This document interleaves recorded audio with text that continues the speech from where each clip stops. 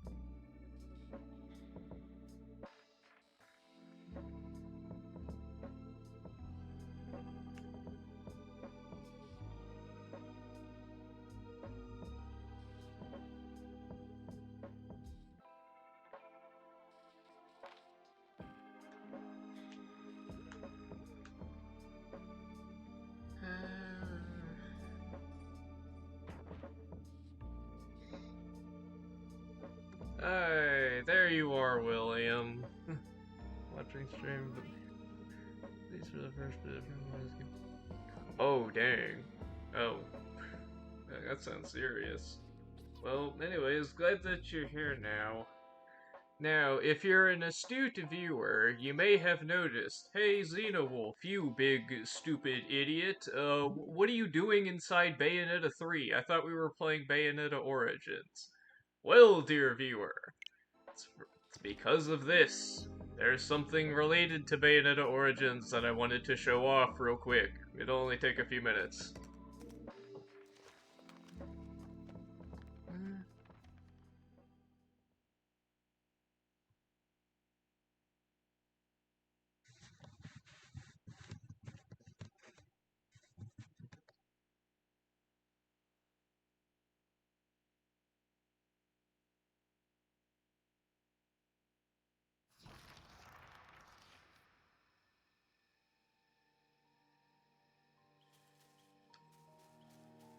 So, Bayonetta 3 actually has a secret demo for Bayonetta Origins hidden inside of it, as an unlockable secret. And you could play this, and this was even included in the game before Bayonetta Origins was announced. What lay ahead. But curiosity got the better of her.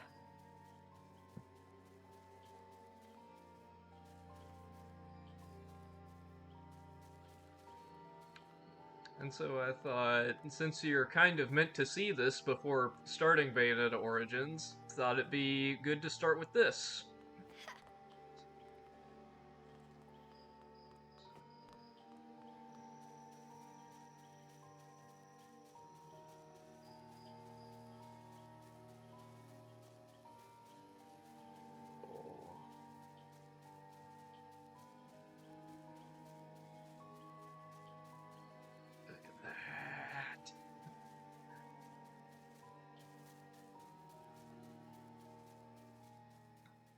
Let's go, Cheshire.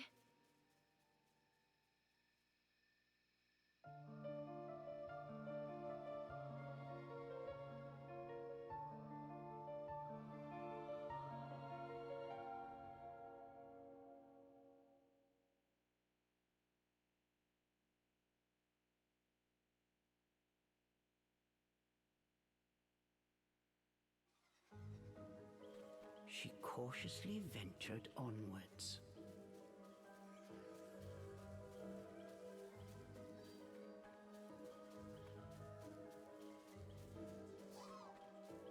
Oh, I saw a little imp. I saw a little fairy there. Is someone out there?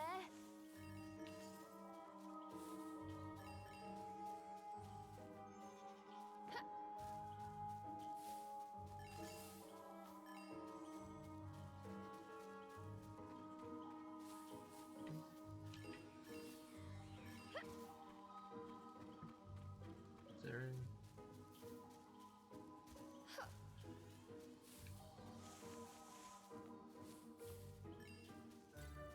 What was that? Must have been a rabbit or something. Right, Cheshire?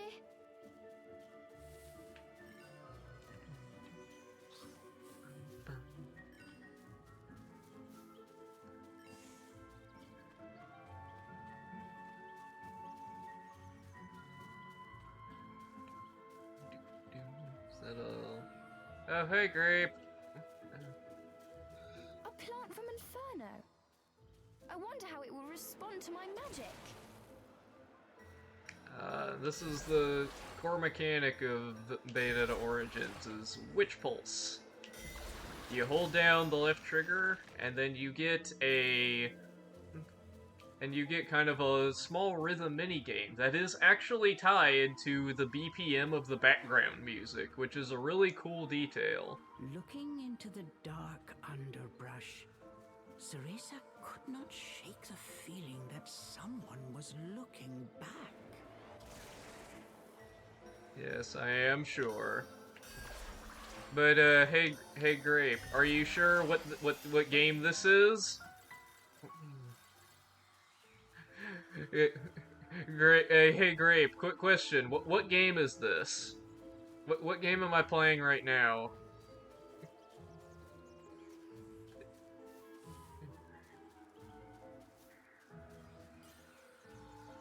William, why'd you have to spoil it? Am I sure? Yes. This is a secret demo for Bayonetta Origins inside of Bayonetta 3.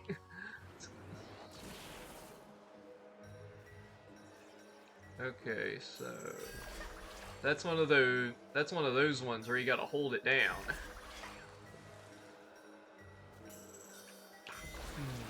I love how it makes a little tambourine noise.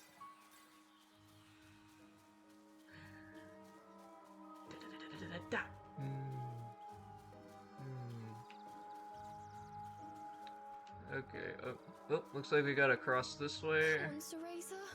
One foot in front of the other.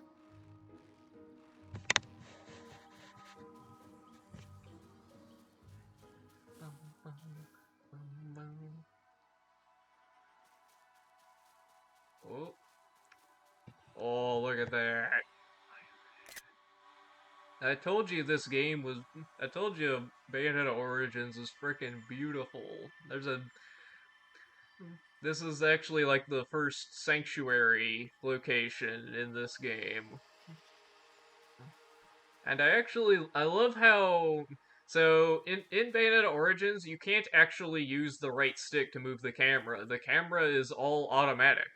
And I think I think Platinum Games really uses that to its advantage, because you get set, like, camera angles like this that just make the world look that just make it look freaking beautiful with how it's all just perfectly framed intentionally.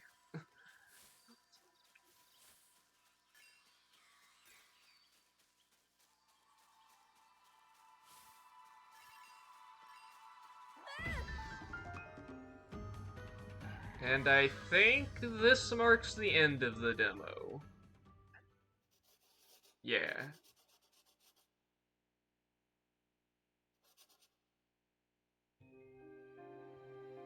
Into Avalon Forest. I'm an Umbra witch. Yes, my dearest I Ceresa. still can't save anyone.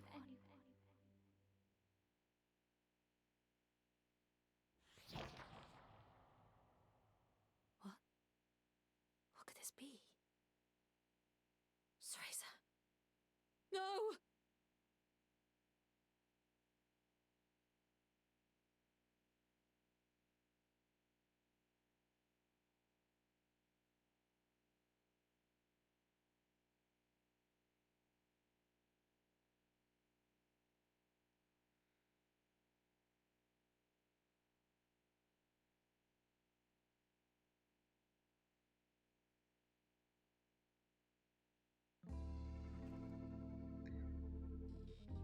And that marks the end of the demo in Bayonetta 3. So if you'll give me a second, I will take the cartridge for Bayonetta 3 out, and I will put in the Bayonetta Origins cartridge.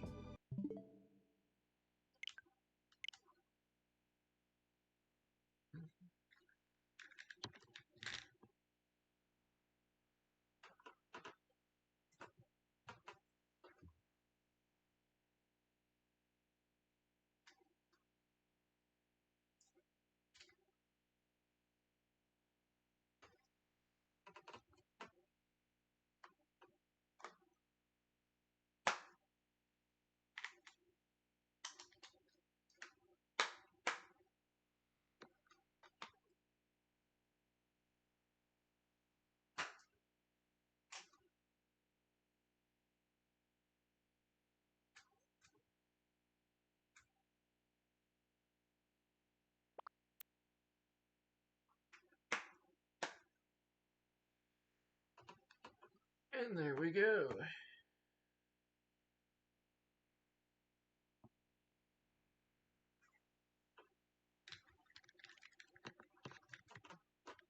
Now it's time to play the actual game.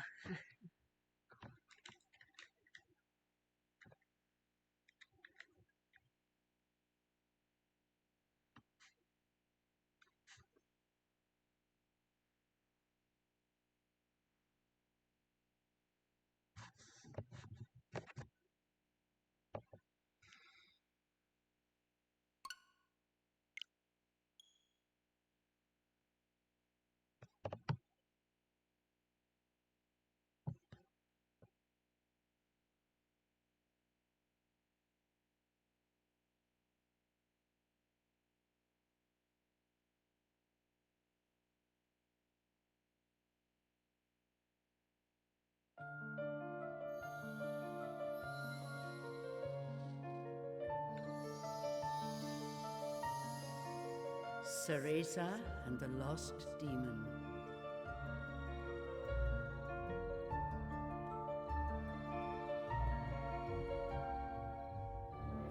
Oh, this music.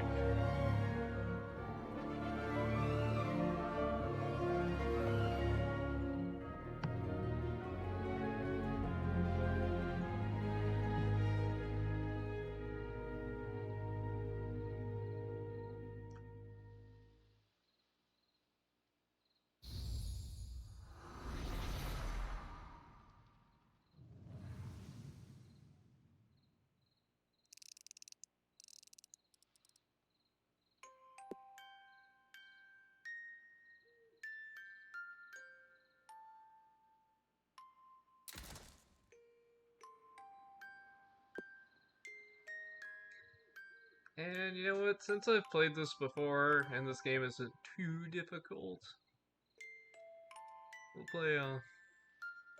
we'll play on Forbidden Tale, which is the hard mode.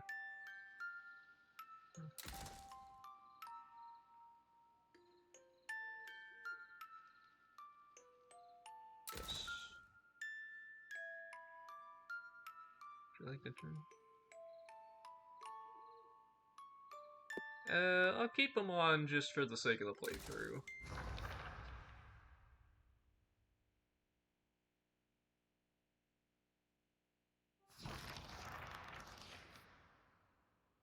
Long ago, there existed two clans, the Lumen Sages of Light and the Umbra Witches of Darkness. Together they controlled a mysterious power. The clans put in place strict laws to ensure that strife would never consume them. But a pair of star-crossed lovers broke this rule, and a child was born with the blood of both sage and witch. It was a beautiful baby girl.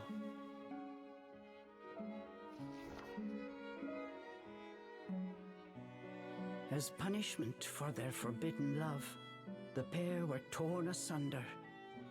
The girl's sage father was exiled to a far land, and her mother locked away in a solitary jail. The witch clan took in the young girl, but she grew up shunned as a pariah, cursed by the circumstance of her birth. Her one comfort was the nights she snuck into the village jail to visit her mother's cell. Her mother passed each grueling day barely able to so much as move in her cold cell. But when her daughter came to visit, the witch always showed her a loving smile. But even this small happiness eventually came to an end. On the night of the girl's 10th birthday, her mother was to be moved to a deeper cell, where even the faintest memory of daylight could not reach her. In desperation, the girl tried a daring rescue, but with only a child's strength, the attempt was in vain. More alone than ever before, the young girl clung to all she had left, a stuffed cat named Cheshire, which her mother had made for her long ago. Many moons have since passed. Turning her back on the village, the girl was taken in by an exiled witch who lived on the outskirts of town. Under her strict guidance, the girl continued to train in the ways of the dark arts. She was determined to be a powerful witch and one day save her mother. Her name was Ceresa.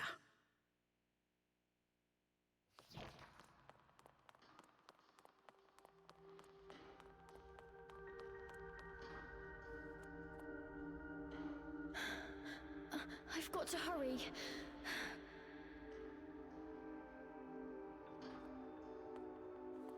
So, to answer your question, William, not exactly. You see, in Bayonetta 1, the central plot point of that game is that Bayonetta lost her memories. Something's there. Because the plot of Bayonetta 1 is that Bayonetta woke up after 500 years of being asleep. And she has lost all of her memories, including her name. So her original name was Ceresa, but since she woke up from 500 years and lost all her memories, she forgot her own name, which is why she took on the name Bayonetta in the first place.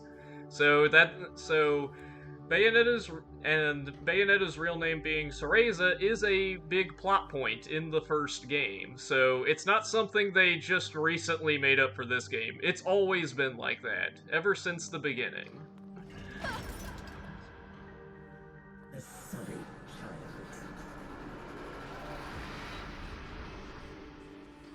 And no, Ceresa does not gain the name Bayonetta in this game. Ceresa doesn't gain the name Bayonetta until Bayonetta 1.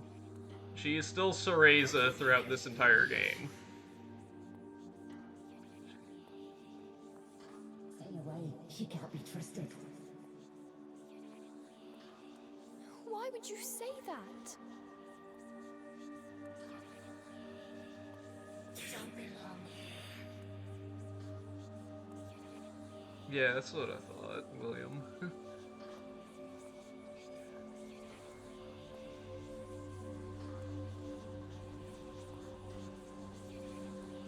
Love this. Leave me alone!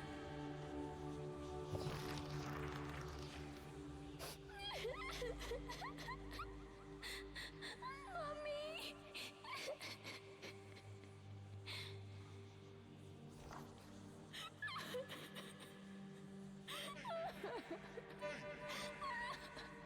Hey!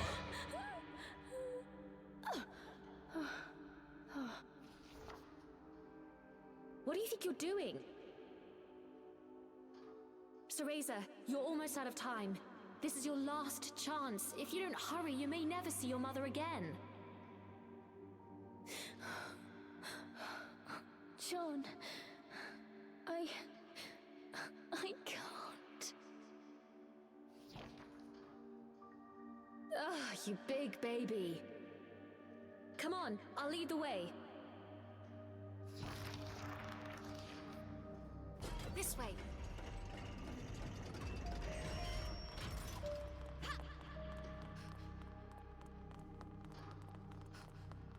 Now in this section, John is going to demonstrate some of the abilities we'll be using later in the game, like Witch Pulse. Wow, Sean, you're amazing. Hurry!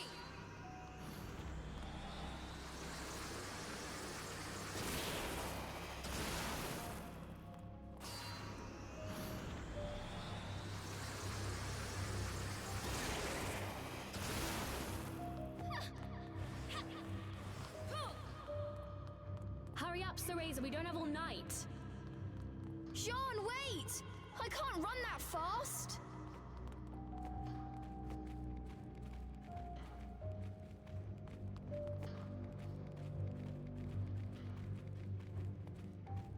We're almost there. Hurry up!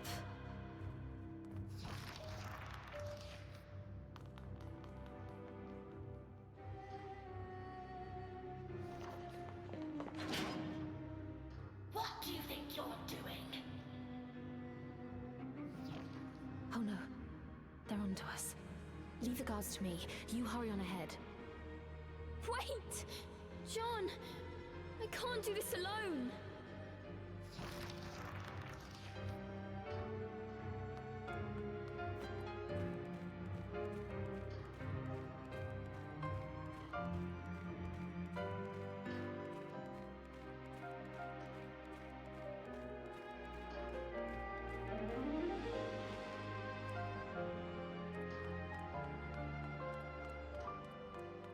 Just a little longer. Hold on, Mummy.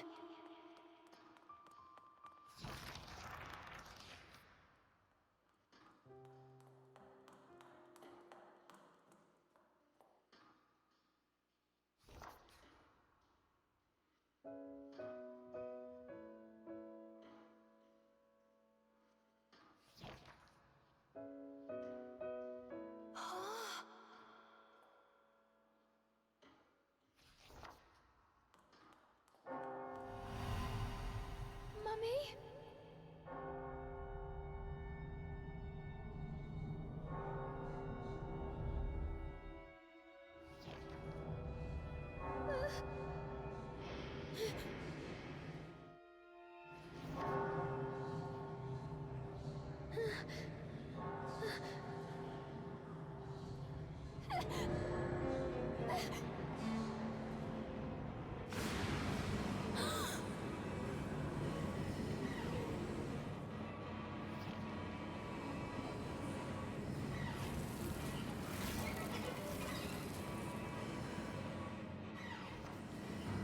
What is this?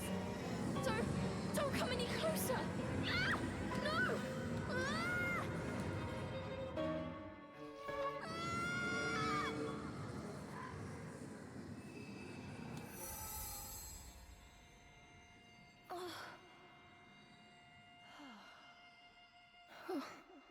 Who are you?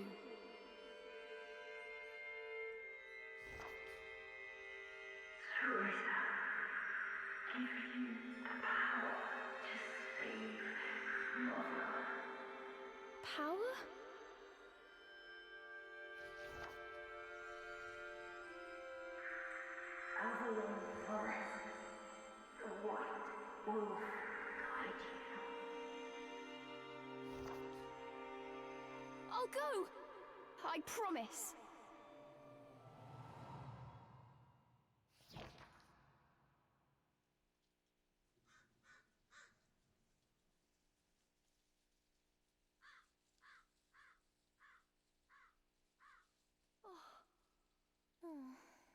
That dream again.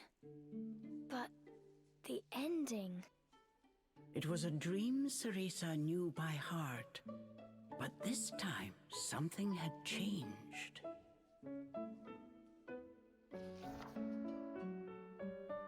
Ceresa decided to consult her friend Cheshire. A strange boy appeared and told me something incredible. He said if I went to Avalon Forest, he'd give me a fantastic power. If we had that, rescuing Mummy would be a piece of cake. The Forbidden Forest. The oft-repeated warning from Ceresa's teacher rung in her ears. Avalon Forest is home to fairies, creatures who love to whisk away children. Stay away. Ceresa! Where are you, my dear?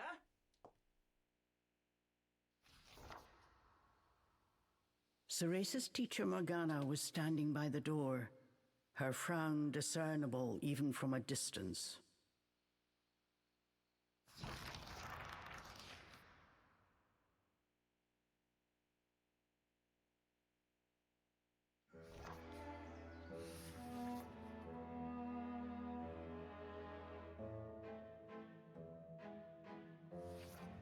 Chapter 1, Trial of the Full Moon.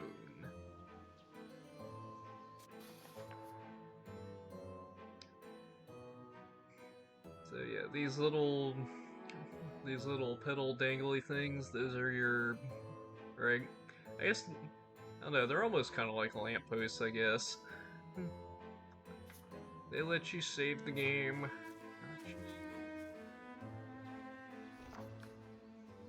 And yes, Ceresa's main interact button is the left L, the left shoulder button, and there's actually a reason for that. So, okay, choose save slot. That's my original save file, so I'll save this over here. And hey, look, we're not. All we did was watch the intro, and we're already 3% of the way done.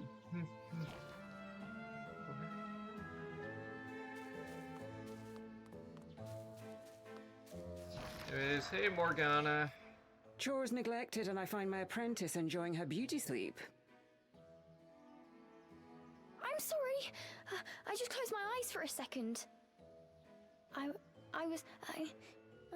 Ceresa began making an excuse, but Morgana's scowl stopped her in her tracks. Yes, ma'am. I'll get to them right away. But despite her best intentions, Ceresa's gaze drifted back towards Avalon Forest. This did not go unnoticed by Morgana. Oh. If I've told you once, Ceresa, you must never enter that forest. With your current abilities, you would soon become a snack for one of the fairies who live there.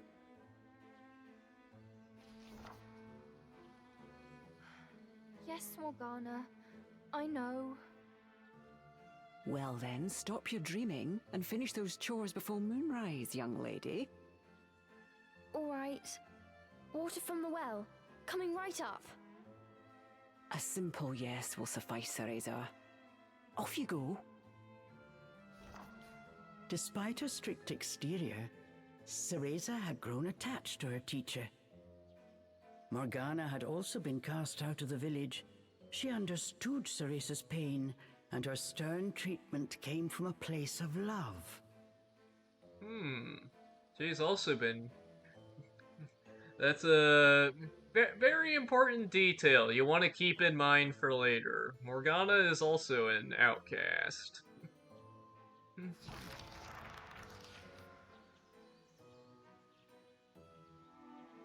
I don't know, William.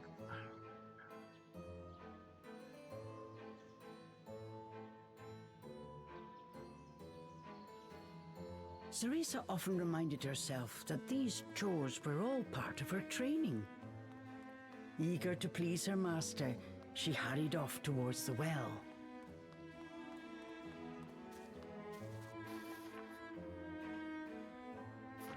Yeah, like I said earlier, Elle is the main interact with.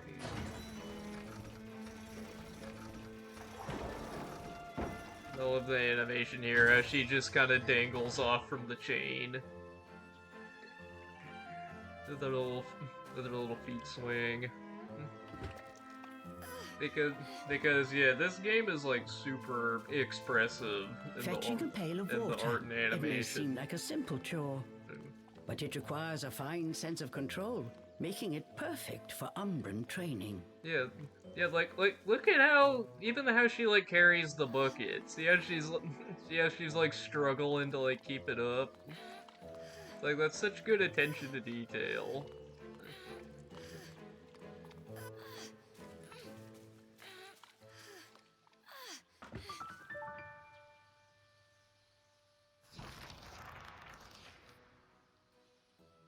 After laying eyes on the full bucket, Morgana gave a small nod of approval. Good. Now collect the herbs from the garden. Oh. At the thought of herbs, Ceresa could not help but make a face.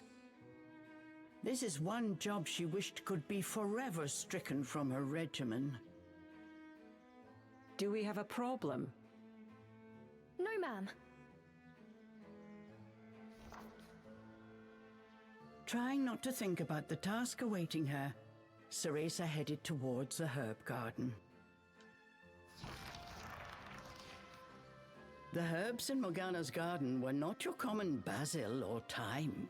She grew infernal plants with an absolutely foul stench. They typically burrowed to avoid sunlight, but a little bit of magic made them pop right up.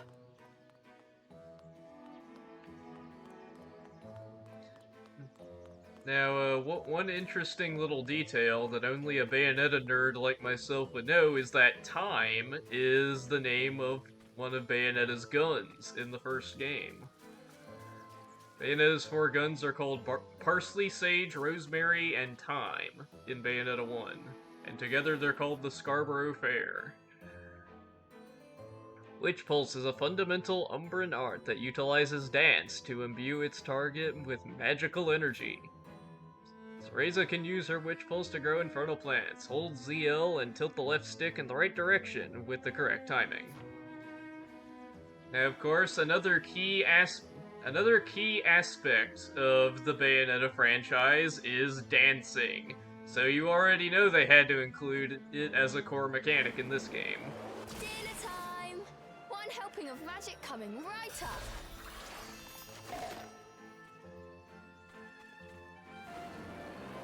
Hurry on out! Good!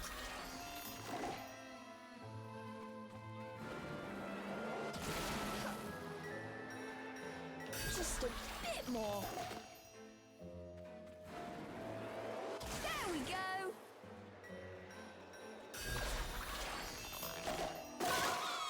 Uh-oh. Thorn Vine. Hold ZL on an enemy to summon infernal thorns that can bind enemies. Doing so will cost 1 spell cooldown gauge. The spell cooldown gauge is that little circle that fills up whenever you complete a Witch Pulse. No one told me they could do this! I've got to catch it quick! Uh-oh. You gotta keep pointing it in the direction of them, Yes. and there we go. Yes! I did it! Ceresa was pleasantly surprised. She usually managed to make a mess with even this rudimentary magic. I can't wait to see the look on Morgana's face.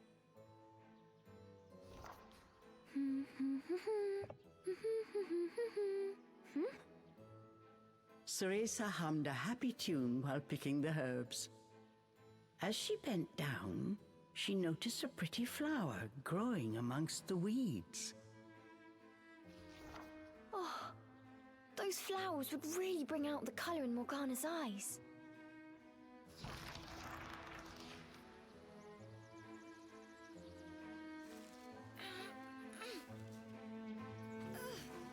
Ugh, I wouldn't mind if it weren't for the smell.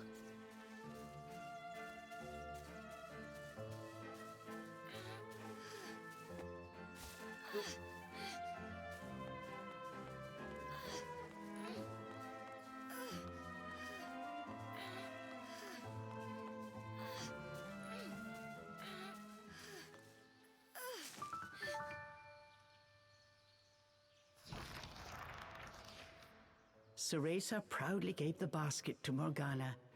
It was full to bursting. How about that, Morgana?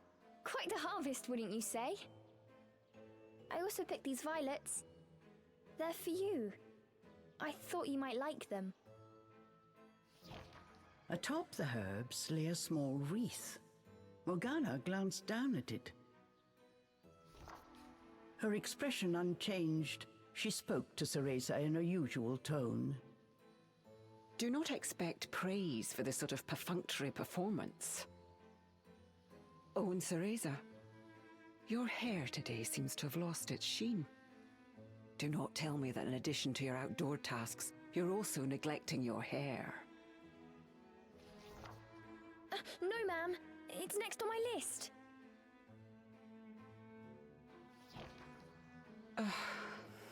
Remember, Cereza, hair is the most versatile tool of an Umbra witch.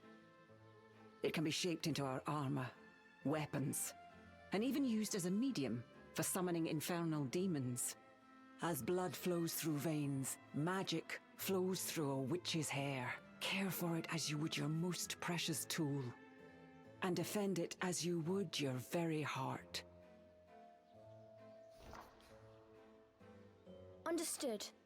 I'll make sure to finish up before training starts tonight. Good. Now get back to your chores. The shadows grew long. The moon will soon rise. With this, Morgana turned and walked back towards the house. Yes, ma'am. At times, Morgana's cold treatment got Cereza down.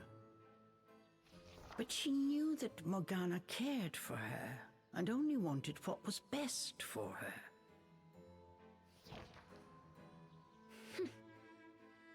Making a quick recovery, Cereza resolved to finish her remaining chores in record time.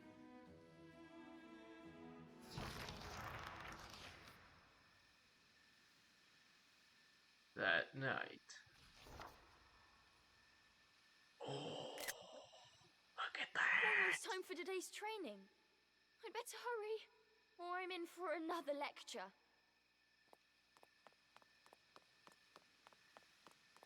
Okay. Oh, it's this way.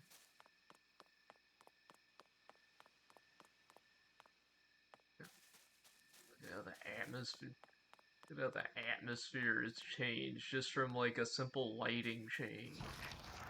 So good. With the household chores complete, it was time for Cereza's daily training in the dark arts. Today, she was finally going to get a chance to attempt a spell she had been practicing for weeks, summoning an infernal demon. For today's training, I will give you a little help. Before even learning what it did, Cereza was captivated by the intricate brace.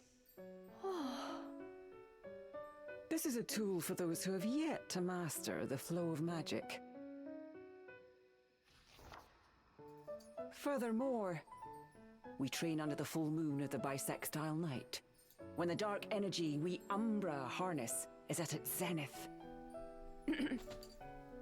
Are you listening, young lady? Okay, so a fun fact with Xenowolf time. So bisextile actually refers to a leap year. And the reason why is because in the Julian calendar, instead of having a February 29th, they have a second February 24th, which is where the term bisextile comes from, because it's the second to last day of the month happening again. So this also means that canonically, the Umbra witches use the Julian calendar instead of the Gregorian calendar. Hence why they're using the term bisextile. So there's your fun history lesson with Xenowolf for the day. I guess this also means. Wait, really? That's an amazing coincidence. So yeah, that also means that this game canonically takes place on the second February 24th of the Julian calendar.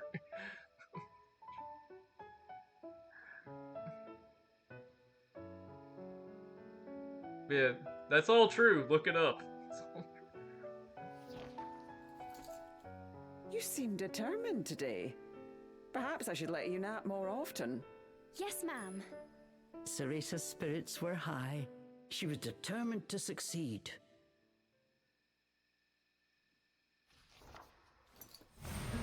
Bativa Tozu!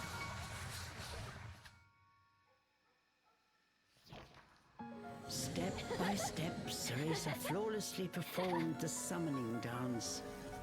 Until...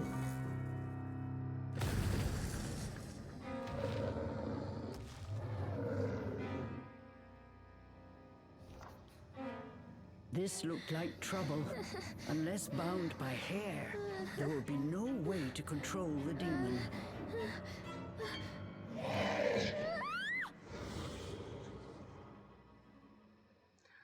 Oh yeah, also by the way, that detail about the about summoning a demon under the bisextile night, you also want to remember that for later, because that's important. The demon turned to ash mere inches from Ceresa. Without a proper medium, demons will soon die in our world. We are finished for today. Let me try again. Please.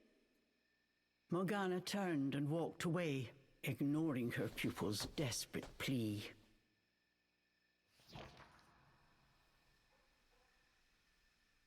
What kind of witch fears her own summoned familiar? I was foolish to think you were ready for this training. Morgana told Ceresa to put away the magic brace before heading back to the house.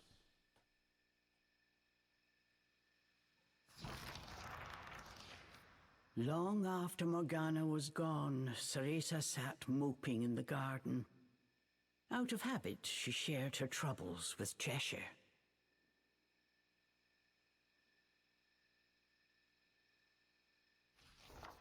Forget returning to the village and saving Mummy. At this rate, I'll never even become a witch. All of a sudden, the words from the boy in her dream echoed in her ears.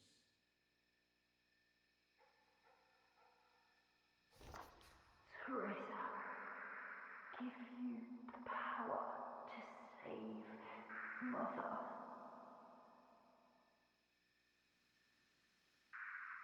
Avalon Forest, the White Wolf guide you. Avalon Forest. Ceresa's eyes wandered back to the forest. Morgana's repeated warnings left little room for ambiguity. And yet... Morgana is always dangerous this and stay away that. How could a dank old forest be that scary a place anyway? Adults do often exaggerate to keep kids in their place. Ain't that the truth? This thought got Ceresa's blood boiling. Grievances started bubbling up. Nothing I do is ever good enough for her. Did you see those herbs? Flawless! As she blew off steam to Cheshire, she noticed Morgana's brace shining in the moonlight.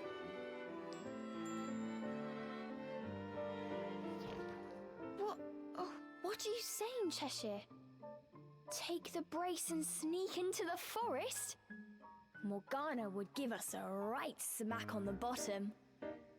Although, with the moon shining brightly, it was the ideal chance for a little surreptitious forest excursion. I mean, if I just had another chance to get the hang of it, I could have gotten that demon totally under wraps. With a demon by her side, eviscerating a fairy or two would be child's play.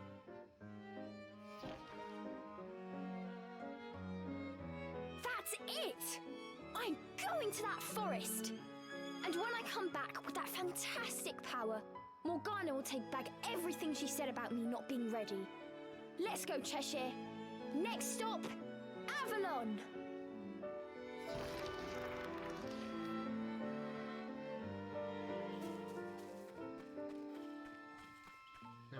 What do we have here? Maybe I can say a little wish to this candle. Please, may Avalon make my dreams come true. Well, that's nice. But yeah, this should look a little familiar.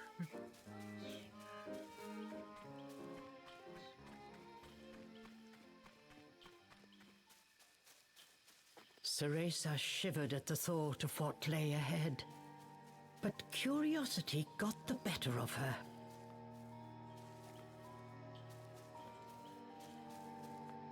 I love how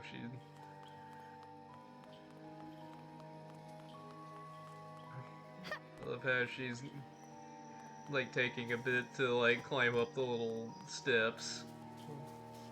It kind of shows her Let's go, Cheshire. a little bit of hesitation.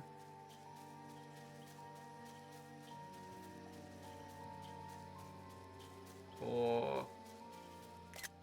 You're gonna be seeing me take a lot of screenshots throughout this playthrough, because this game is freaking gorgeous. So Ceresa threw caution and her teacher's warnings to the wind and set out towards Avalon Forest.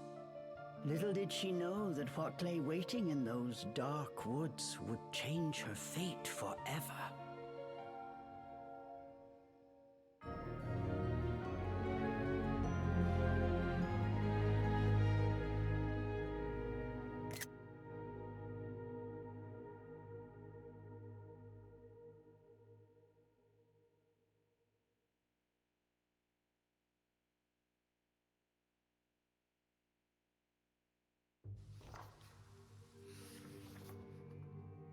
Chapter 2, Into the Unknown. Massive trees blocked almost all light from the moon. An eerie silence enveloped Ceresa. She cautiously ventured onwards. Oh! Don't surprise me like that!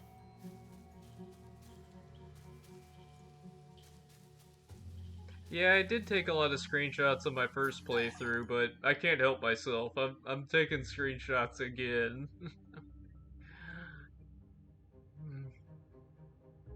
So yeah, onyx roses. The petal from a black rose that blooms in Inferno. The faint magical energy it possesses makes it a favored garden choice of the fairies as well. So, and also, throughout this playthrough, you're gonna be hearing me talk a lot about like Bayonetta lore and fun facts, but Onyx Roses is also the name of a weapon in Bayonetta 1. They are a set of pistol shotguns.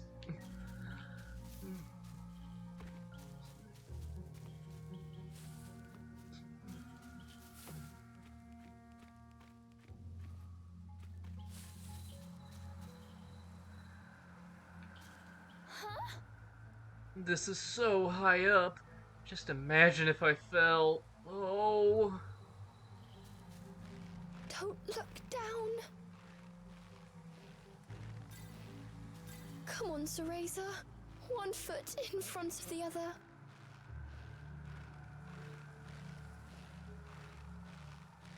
A plant from Inferno. These infernal plants are bigger than Morgana's herbs. They will require more magic from witch pulls to reach their full size. Keep holding down ZL until witch pulse has succeeded multiple times. Be sure not to let go midway. No.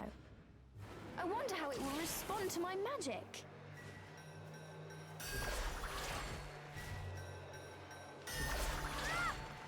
So we gotta do it 3 times. My magic feels more powerful than before. Could it be the brace?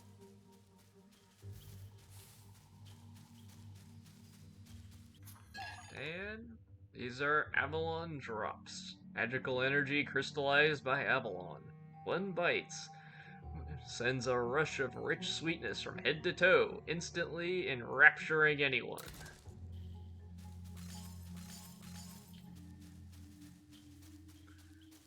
Yes, we'll be using Onyx Roses and Avalon Drops for some things later on.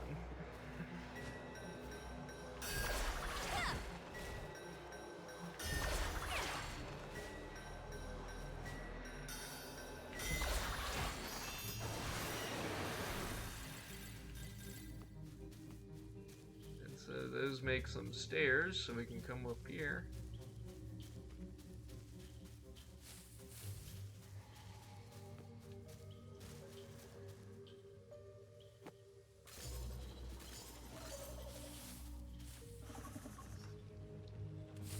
That's a little secret path.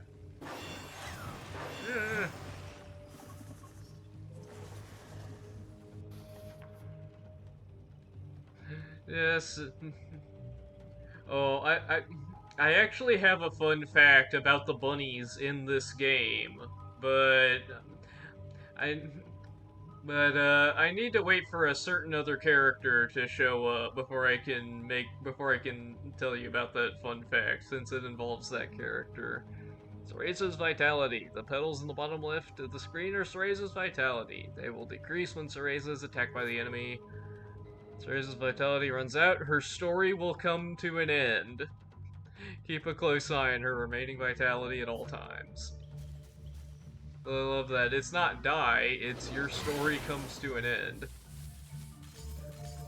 Oh yeah, also, by the way, you see that the little circle, it fills up to indicate, like, when it activates, and then it also acts as a countdown timer for when it'll let go.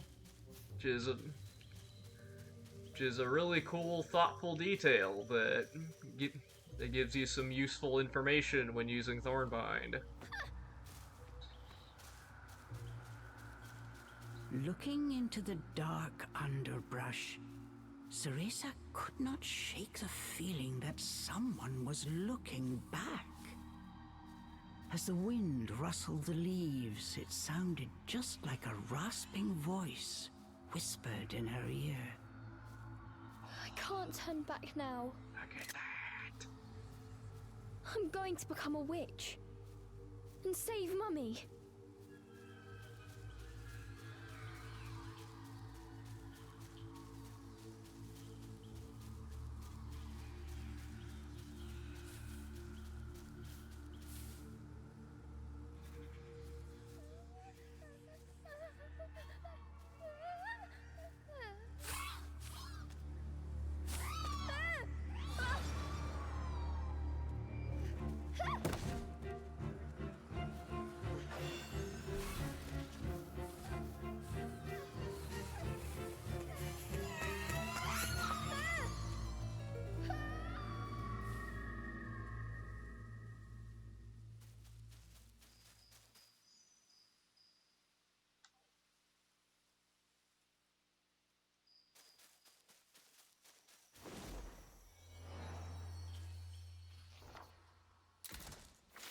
save point.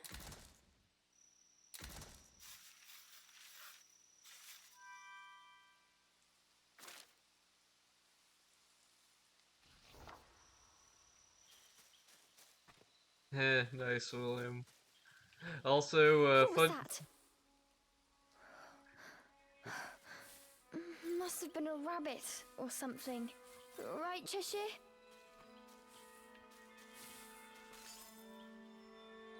Okay, William. Fun fact about the line, if you need to learn how to talk to a lady, ask your mom. So that line is originally from the Bayonetta games. However, that line is based on Hideki Kamiya's Twitter. Hideki Kamiya being the creator of Bayonetta. So Hideki Kamiya used to get a lot of trolls on Twitter, and he used to respond to them asking dumb questions by saying, "Ask your mom." And so they decided to reference it in Bayonetta, and then that led to the Smash Bros referencing it.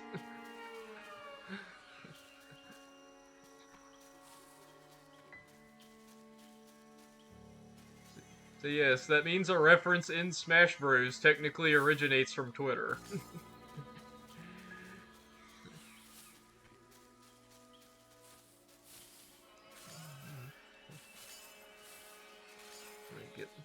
Is... is someone out there?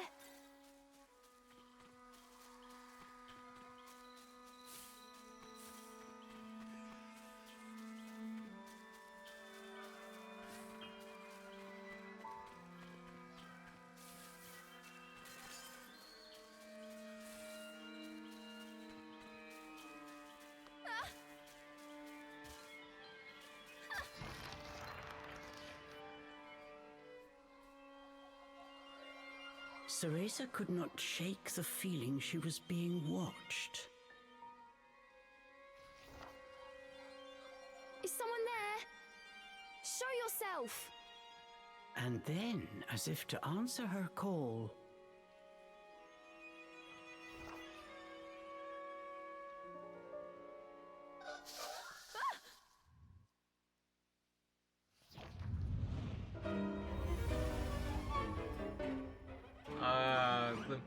So this is a classic little Bayonetta tradition. So every time you're introduced to a new enemy, they get their own little splash screen in a different style. The angels are presented with the Book of Laguna.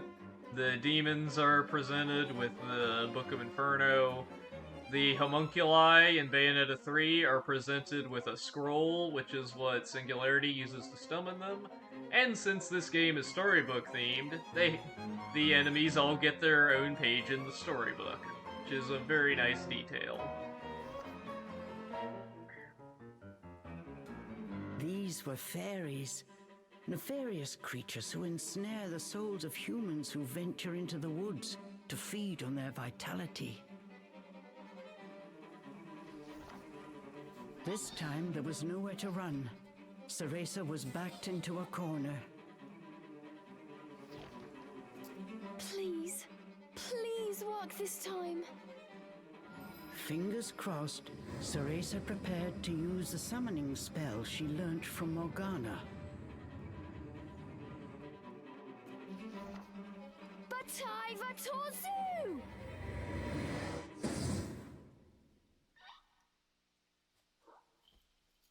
Even after the summoning circle had faded away, no one had answered her call. Why? I did everything right. The fairies resumed their sinister mission. All at once, they jumped at Cereza, weapons poised to strike.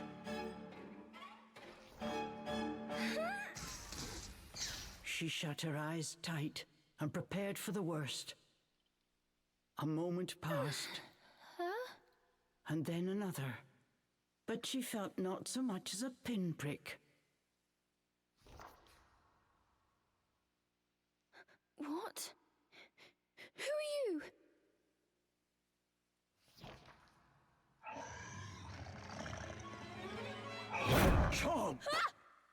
Bob! Oh, I love this shot so much. The white text on the black void of his mouth with the word chomp, and how it's in like much bigger, bolder text than the rest of the text. So good.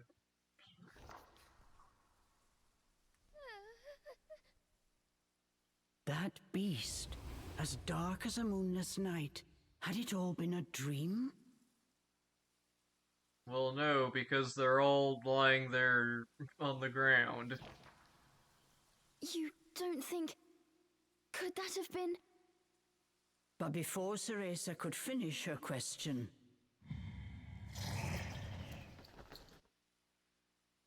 So, this is it's time for another fun Bayonetta lore fact. So, this version of Bayonetta actually does appear in Bayonetta 1 as the little girl that Bayonetta has to take care of. That's one of the big plot twists in Bayonetta 1 is that little Cereza that Bayonetta has to look after throughout the plot of Bayonetta 1 is her past self.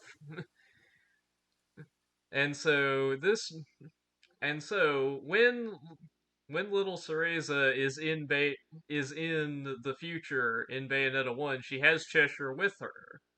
And Cheshire actually does lose an eye in Bayonetta 1 and gets replaced with a button.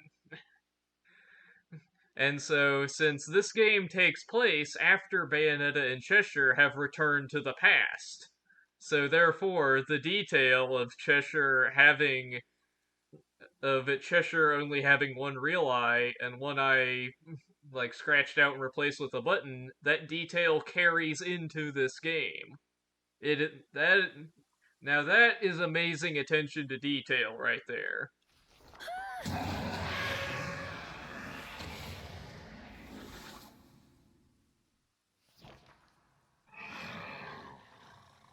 And it carries over to his demon form design with how the one fixed eye, the or I guess like the one normal eye on the doll translates to one normal eye on the demon, and the one scratched out eye is replaced with a green flame because it's a green button.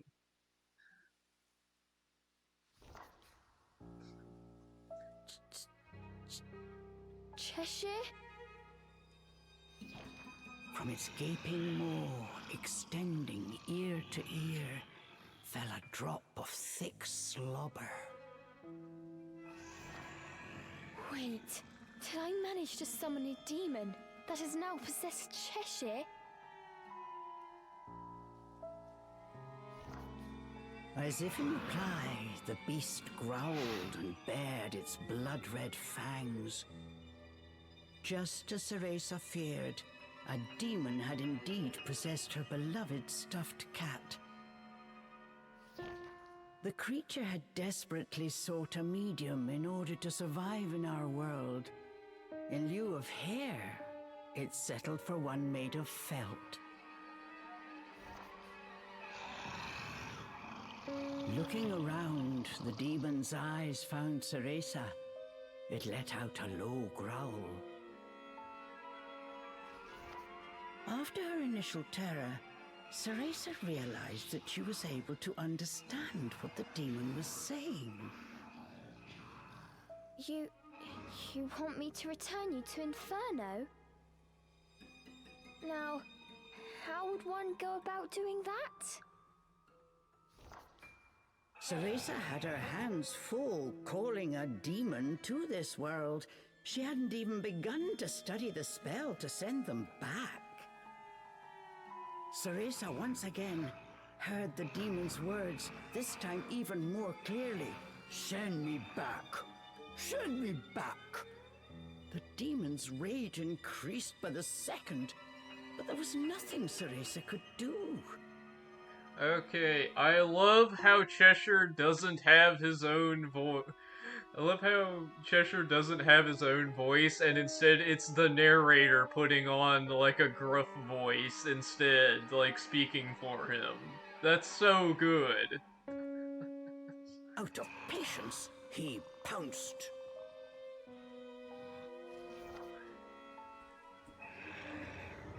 Claws like daggers descended on Cereza.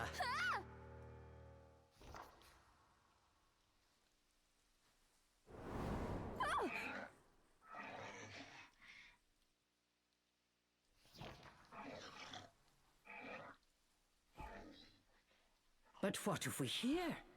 The demon had stopped cold. As if bound by an invisible force, no matter how he struggled, he was unable to touch Cereza. Calm down. You're going to burst the seam. Don't worry, I'll send you home. Once I figure out how.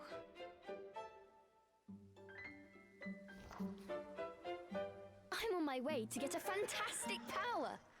With that, sending you back should be a piece of cake.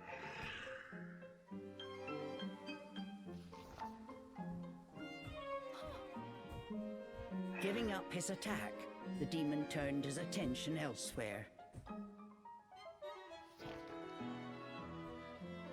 Intrigued, but a little scared, Cereza decided to follow a bit behind.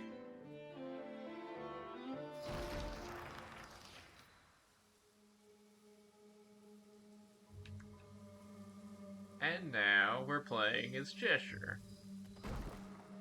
Now, Cheshire moves with the right stick, as Cereza moves with the... So, the gimmick of this game... So, the real gimmick of this game is that you can control both The Cereza demon ran and through Cheshire. the forest, searching for a way home. So yeah, you control both Cereza and Cheshire at the same time. And all of Cereza's controls are on the left side of the controller, and all of Cheshire's controls are on the right side of the controller. And if you're playing with Joy-Cons, you can split the two Joy-Cons between two people and actually play co-op. Which is really cool.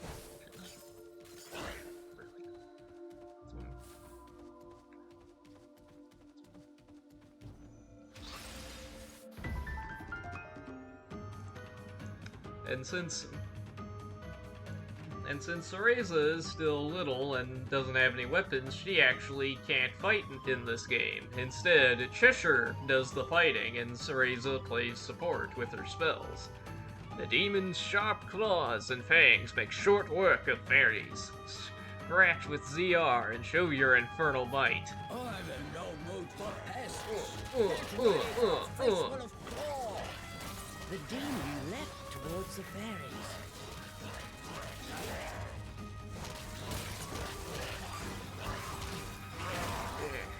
Get him!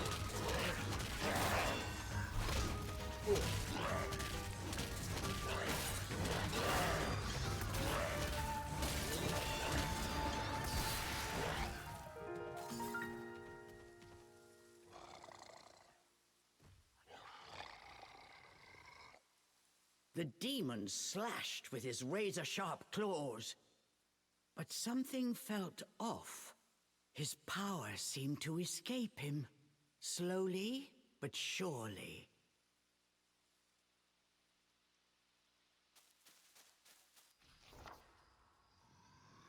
What's wrong?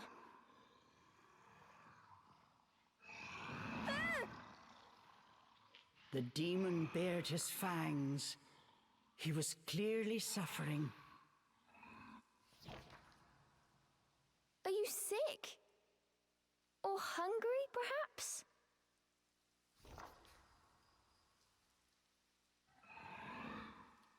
As Cereza approached, the demon felt the strength return to his body. In an instant, he felt right as rain. His body was linked to Cereza by powerful magic. Moving away from her robbed it of its energy.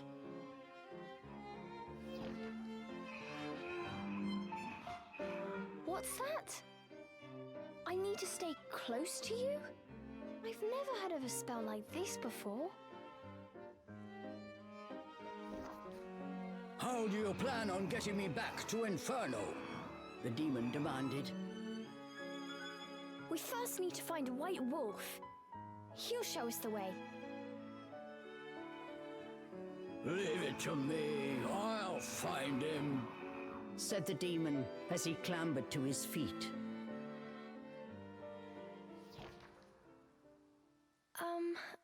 I'm Cereza. What's your name? I have no name, replied the demon curtly. You don't have a name? That must be terribly inconvenient. Though I must admit, I haven't the faintest idea about demonic manners. May I call you Cheshire? That's the name of the stuffed cat you decided to borrow after all. Well, I need to call you something. If you're going to make a fuss about it, why don't you just find a new body? And where's he gonna find the new body exactly? Fine! I'll just call you whatever I please.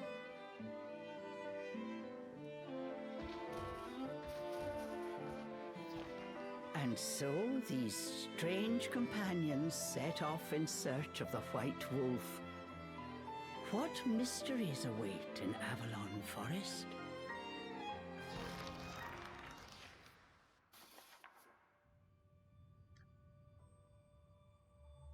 So yeah, like I said before, you control the two characters with both of the sticks at the same time, which is a really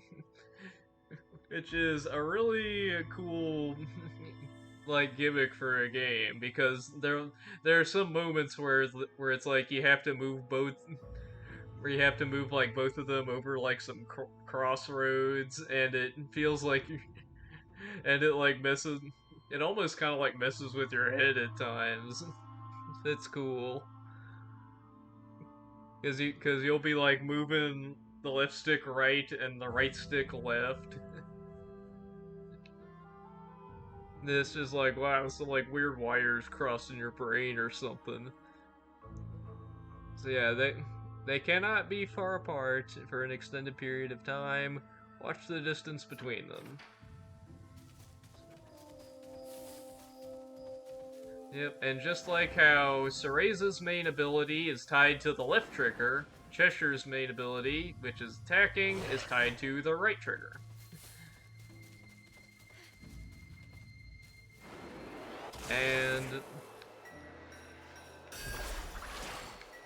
And all of the puzzles in this game are very reminiscent of like It Takes Two, except it's designed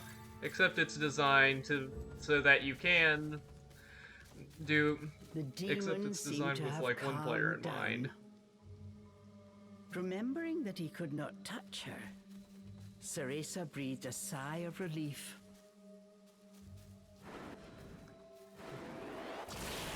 So yeah, it is a bit like one player It Takes Two. However, like I said earlier, you can still do multiplayer with Joy-Cons. However, I'm using a Pro Controller. You can slash those with Cheshire, and get some more Avalon drops. Now, what do we have here? I believe that is Rosemary, a demon repellent. The pungent scent tickled Cereza's nose. It was rosemary, often used to ward off evil spirits.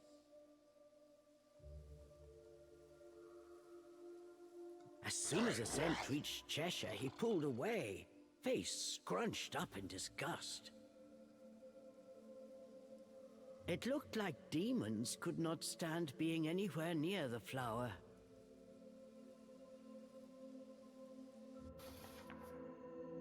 Being a demon, Cheshire can't stand rosemary. Whenever it pops up, Cheshire will need to take a different path. Yep, there are some paths that only Cereza can go, and some paths that only Cheshire can go. And also, Rosemary being a demon repellent is that is a like little detail from Bayonetta 1, because in Bayonetta 1, Luca tells Bayonetta that she smells like rosemary, and Bayonetta clarifies that there is no rosemary in her perfume, and the reason why is because rosemary is a demon repellent. Yeah, this is what I was talking about earlier, where you have to like move like both sticks like towards each other. It's like you're it's like you're crossing the streams in your brain.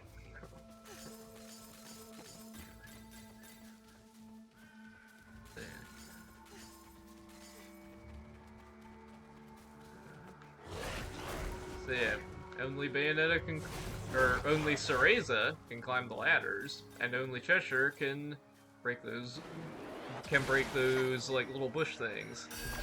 And then we need to use Witch Pulse to create a bridge, so that Cheshire can come back on over to where Cereza is.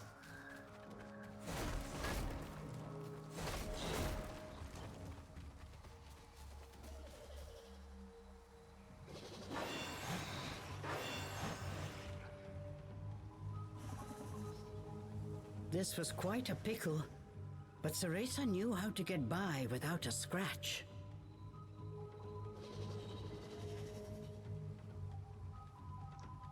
And the way we do that is teamwork. So, like I said earlier, the combat in this game is designed around teamwork between the two. Where you can trap enemies with Cereza's Thornbind, and then beat them up with Cheshire. Oh, what do we have here? What a big spider's nest! Seems like the owner isn't home.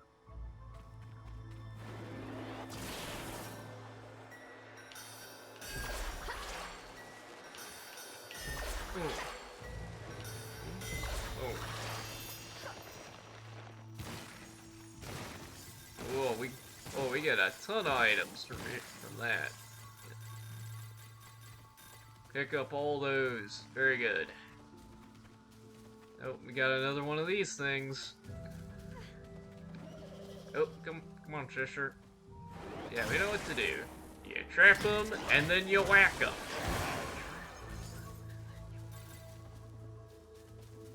I'll go first to make a path. You wait here.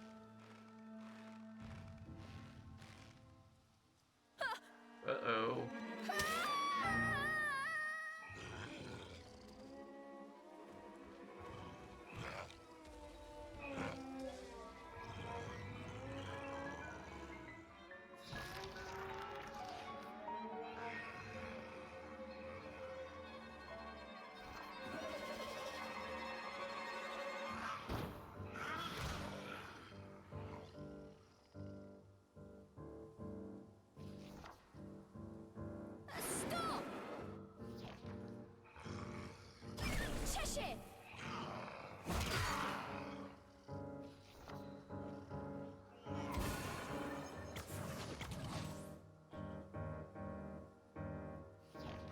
All at once, Cheshire's body shrunk to its original cuddly form.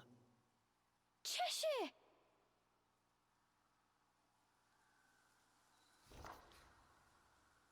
Cereza ran to pick up Cheshire and held him tightly to her chest. In her arms, Cheshire felt his strength returning. Release me at once! Even in this form, the demon did not seem happy about being cuddled. Just hold still, will you? While you're small, you can't walk on your own, right? I'll carry you until you can transform again. Not having a massive demon breathing down my neck will make it easier for me to calm down too. While far from pleased about being treated like a stuffed animal, the demon had no choice but to swallow his pride.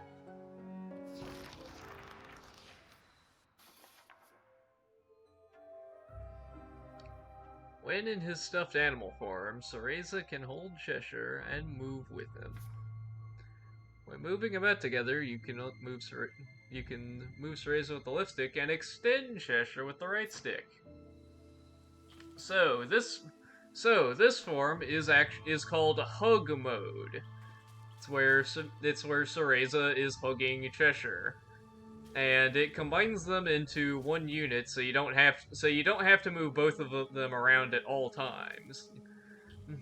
Later on, we'll be able to switch between hug mode and unleashed mode at will. Unleashed mode being where Cheshire moves on his own. Even with you in there, Cheshire still weighs the same as before. And yeah, while you're in hug mode, instead of moving around Cheshire freely, you extend him with the right stick, and it allows you to interact with certain objects. And some objects can only be interacted with in hug mode. You can switch between moving together and moving apart at any time. Both have their uses, so don't forget either. Unleash mode is where you move the two separately. Press R when holding Cheshire to have him jump out. Hug mode is where you move together. Press L to revert Cheshire to a stuffed animal. So we press R to send him out, then we can attack, and then you press L to have him return. And would you look at that? It's a save point. Very nice.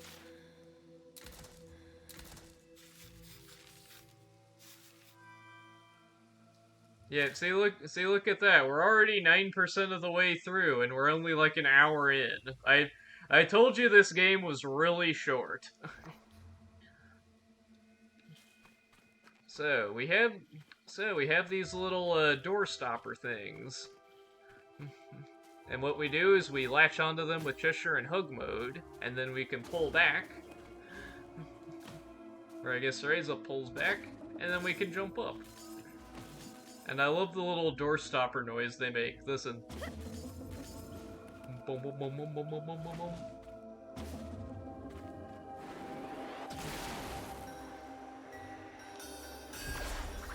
Oh man, that one was a little tricky. Yeah, that's the thing with witch pulls. Sometimes it can be a little tricky to tell which way you need to turn. You need to point the left stick because of the angle. That's part of the challenge of it, but it's pretty easy for the most part.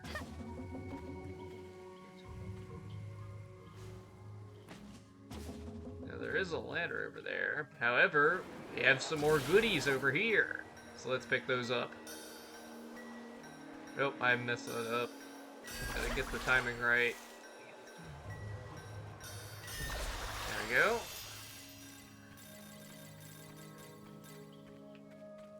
Oh, what do we have over here? Oh, that's just a jump down. Oh, gimme. Thank you. Bonk. Jump up here. And let's climb this ladder. Alright, Cheshire, could use your assistance. Cool.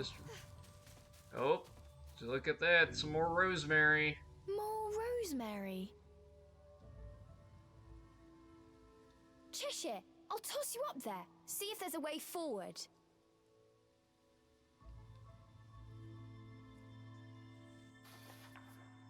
Cheshire toss. In hug mode, Cheshire can be tossed to certain high places with L. Search high and load for a new way to move forward. So yeah, while in hug mode, we can send him up to certain places that he can't jump to on his own. Like this. Get up there. When far away or blocked by rosemary, there are times Cheshire cannot return to hug mode. When this happens, look for another way to reunite the two. So we gotta move him over here to the right.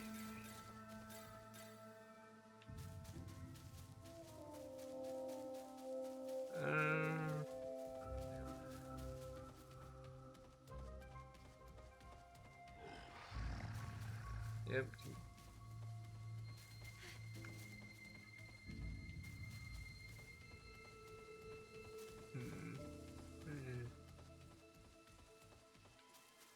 Is there anything over here?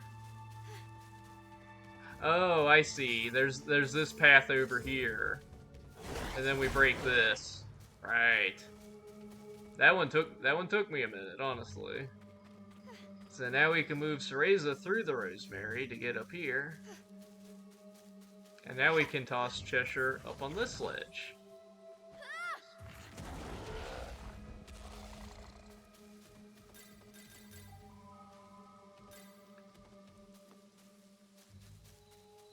And then we bring you up over here. Come here!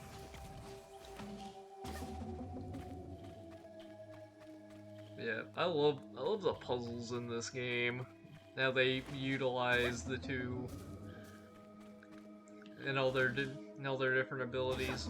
Super fun. Now what do we have here? It's a battle.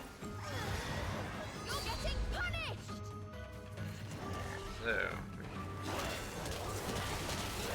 So yeah, I'm gonna trap this guy with Thornbind and then just whack him with Cheshire. Oh, magic butterfly. Pick up one to recover the spell cooldown gauge, allowing Cereza to cast Umbran Hearts again more quickly. And I'm actually gonna trap this guy so that way Cheshire can focus on him. So Cheshire does not have a health bar like Cereza does. Instead, he gets something else. We'll see later. And in typical Bayonetta fashion, we always have a special little victory pose right after a battle is over. Chest. Did the fairies make this? I wonder what's inside.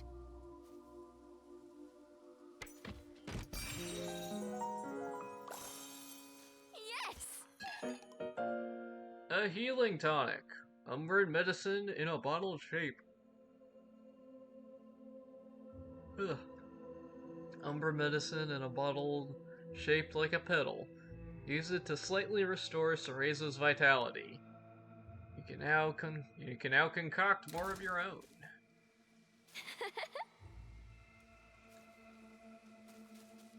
So yes, Cereza has items that she can craft and use, and those are tied to the D-pad, as you can see over there in the bottom left corner. Okay, we got nothing else around here, so let's move forward. I see what we gotta do here. We gotta throw Cheshire up here, and then we have to bind this plant from over here.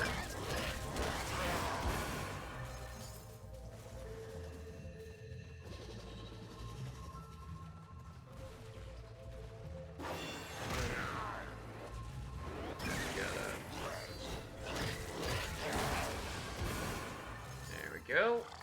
Cheshire!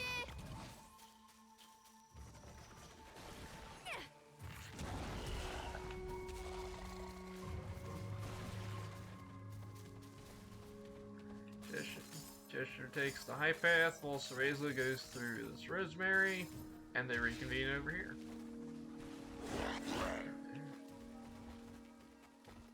Come here! Yep, then we trigger it. Keep jumping, and... Uh-oh. Hey! Give me a break! Now, you can actually extend Cheshire during this section in order to gain some extra items. You gotta be quick if you want to get them all. Whoop. Come on.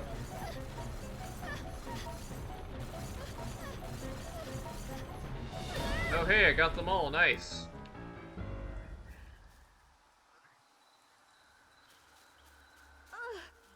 That was not fun.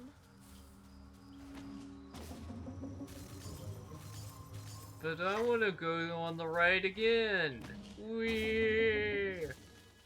Oh, more rabbits. Rabbits have and we bunnies. here? There were signs that a witch had set up camp here. Perhaps I'm not the first witch to enter this forest.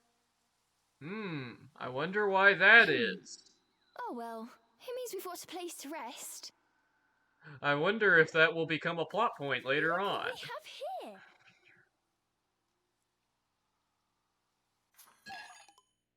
And these items will look very familiar if you've ever played a Bayonetta game before. A baked gecko, a compound sealed in crystal. Interestingly, can have various effects on the user depending on how it's baked, depending on how well it is baked. And then a unicorn horn,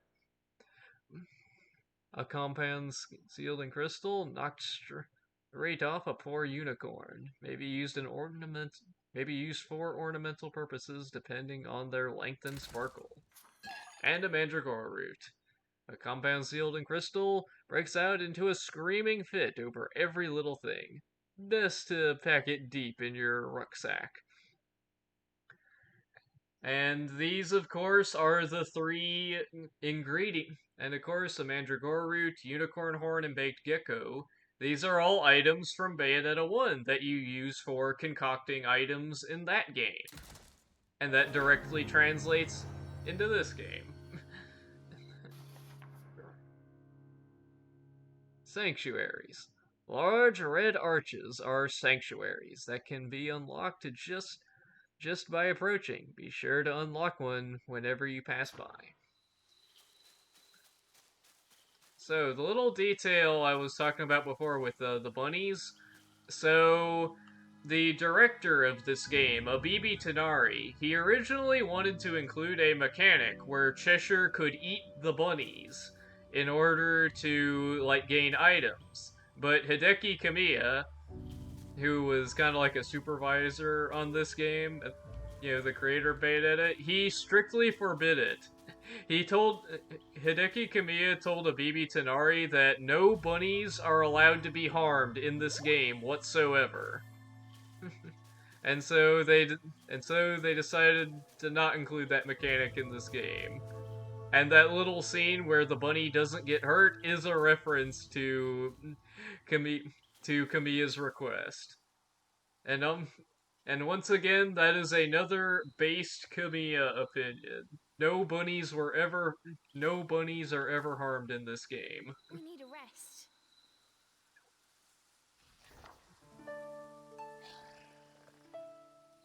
So you can now use concocting. Let's try making an item. This is the concocting menu. Here are some compounds. You'll find more in the forest. This is an item. Acquire one to learn how to concoct it. Let's try making a healing tonic. Select how many you'd like to make. Then start the concoction.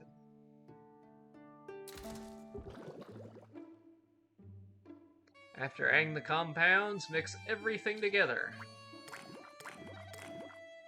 And then you gotta spin the left stick! Just like in Bayonetta 1, you spin the left stick to concoct. Perfect! And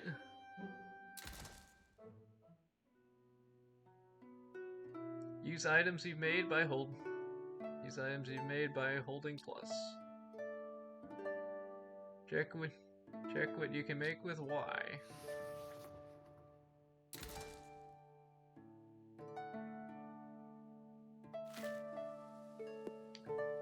And there's also some costumes.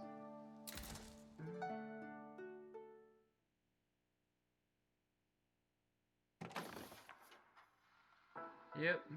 And just like another classic tradition in the Bayonetta games is having different costumes that you can wear. Changing costumes. In the costumes menu, you can change Cereza and Cheshire's outfits for the journey. Drop by to spice things up sometimes. So, a brave witch is her default, and this so the name of this costume, a brave witch. This actually confirms that this is what confirms that this version of Cereza is the Cereza from Bayonetta 1 that travels through time. Be- because that version of Cereza is commonly referred to as Brave Cereza.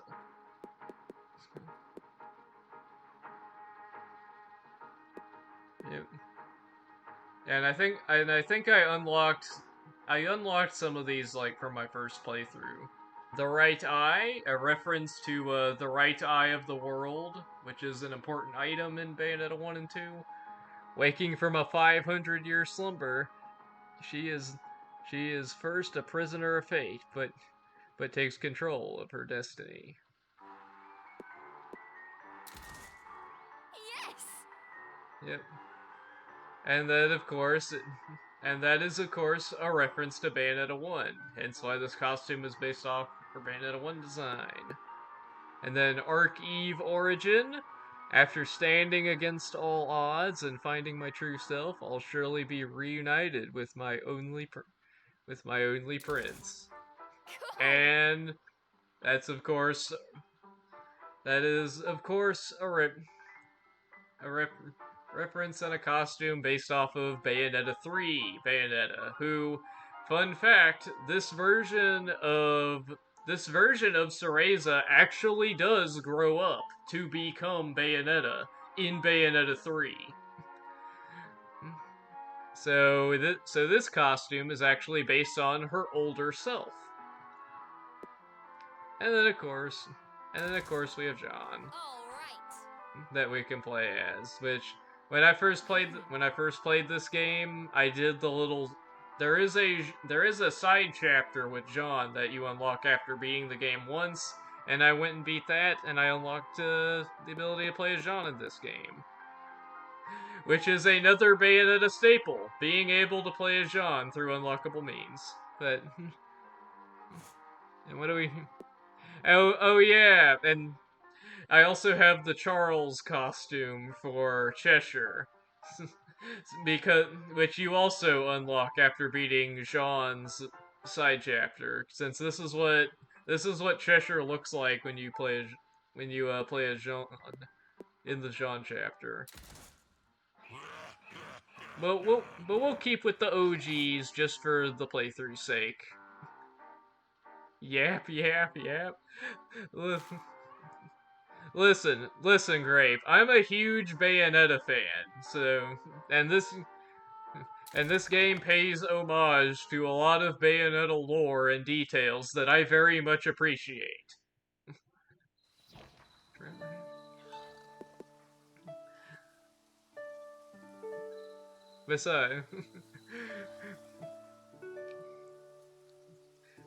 Besides, I'm pretty sure you would much prefer me yapping and being obsessed about the Bayonetta lore compared to thirsting over Bayonetta in the main series. Like, having me talk about the lore is way better.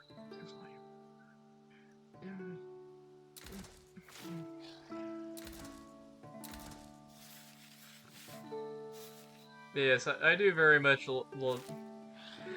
yeah, even though the Bayonetta games aren't really story focused at all, I still very much enjoy the lore. I think it's very neat.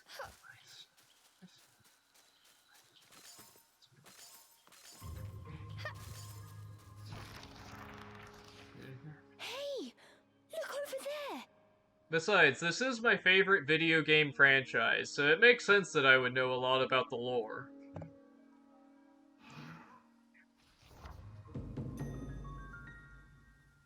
Oh, there's the White Wolf. Before them stood a large wolf. Its snow-white fur shone pale silver in the moonlight. Avalon Forest. The white wolf guide you. Cereza was captivated by the wolf. It seemed almost not of this world.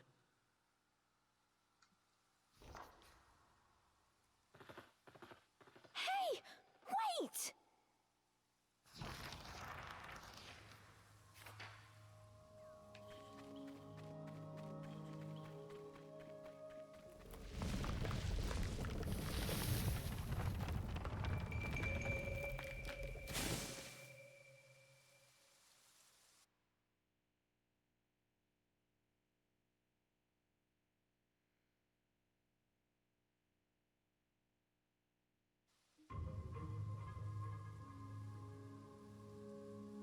Game instruction. And so far via travel wisdom. And I'm good. That's just kind of a little indication that, like, the main controls tutorial's over. It's...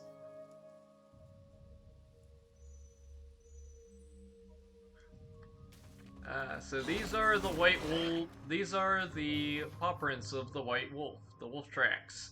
These are your main progression indicator. It tells you where to go. Tracks left by the white wolf. Following them might help lead the way. Check nearby for more. So yeah, if you ever get lost and don't know where you're going, you follow the white wolf tracks, and they tell you where to go.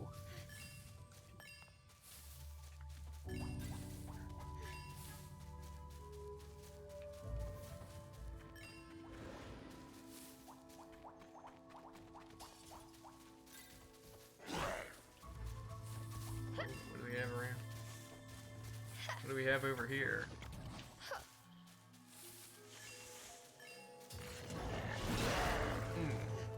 Oh, treasure chest. Gimme. A blast cocktail. An umbra potion in a thorn-laced bottle. Use it to create a shockwave, stunning all nearby enemies. You can now concoct more on your own. Very nice.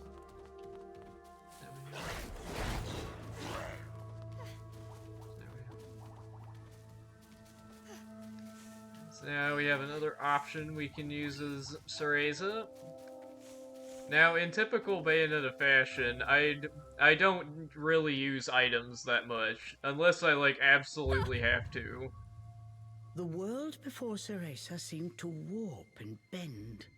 She blinked hard to no avail. Could this be a fairy trick?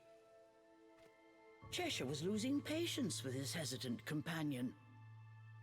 Come on, we've still got that wolf to catch. I'm getting ready. Just give me a second.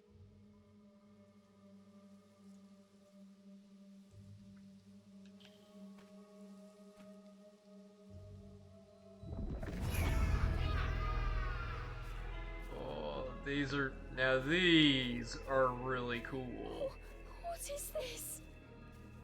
As soon as she took a step inside, she felt as if the breath had frozen in her chest. All around her were sights strange and terrible, as if she had been dragged into a waking nightmare. I'm fine. It takes more than this to scare me.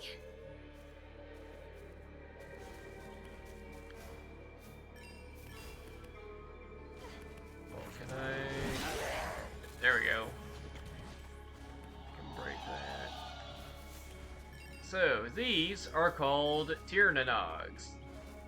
They're little rifts that are in Avalon Forest that the fairies create. How am I supposed to find my way in here? Suddenly, Ceresa's magic brace began to glow. What could it be?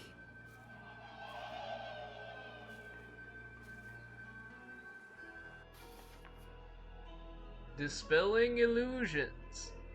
The distortions created by fairies. The distortion created by fairies is full of illusions. Use your magic with ZL to dispel the illusions and see through their deceptions.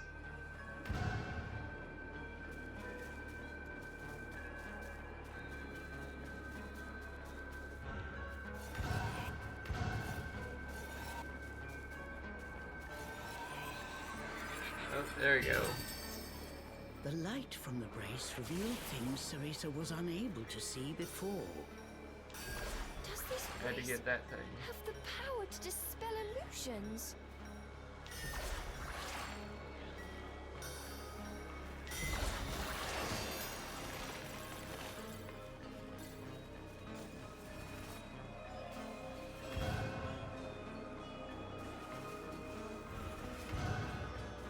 Oh. Yep, and you see that little sonar thing?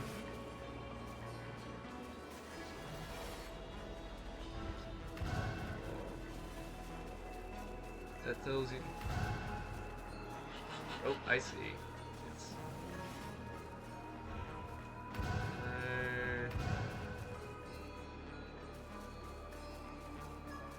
Oh, I thought that was a thing I had to dispel.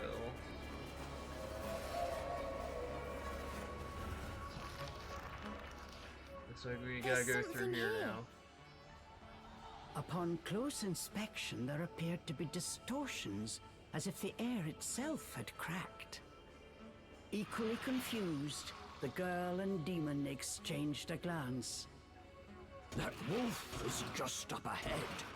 Cheshire's indecision did not last long, but try as he might, he was unable to open the cracks any further.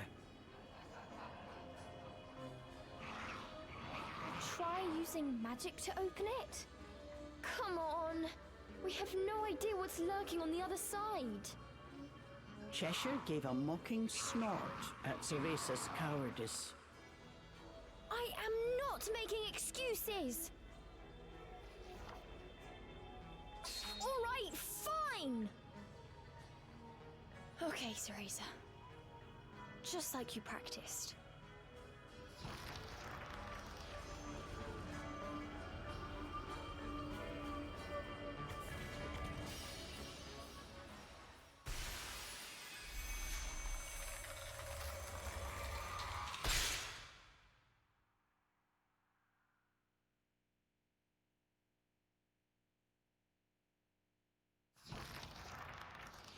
Once their eyes had adjusted to the brilliant light, what lay before them was a sight unlike anything either had seen before.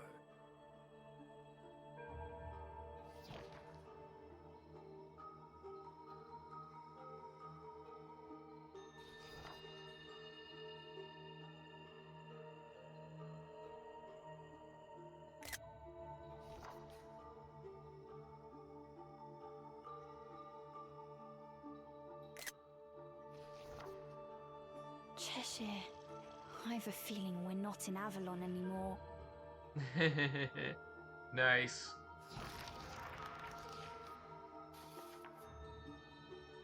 Tir Nanog.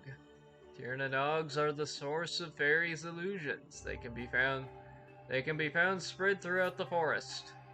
Find and destroy the core at the heart of the Tir Nanog. Press plus to open the menu if you need to temporarily retreat. And they're kind enough to put a save point right here.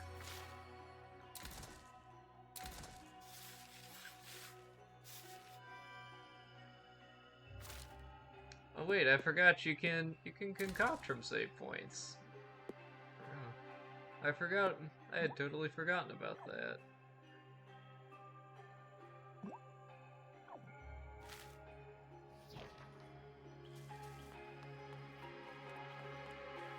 Yeah, I love how these things... I love how the Tyranidogs have, like, a kaleidoscope aesthetic. It looks freaking awesome.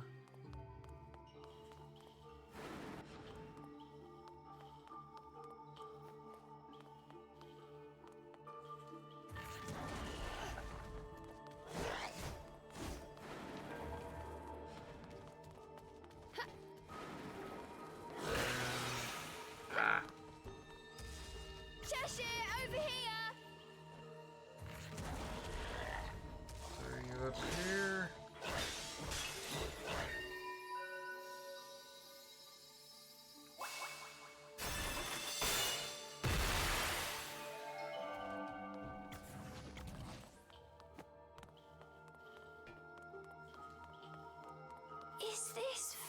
buried treasure?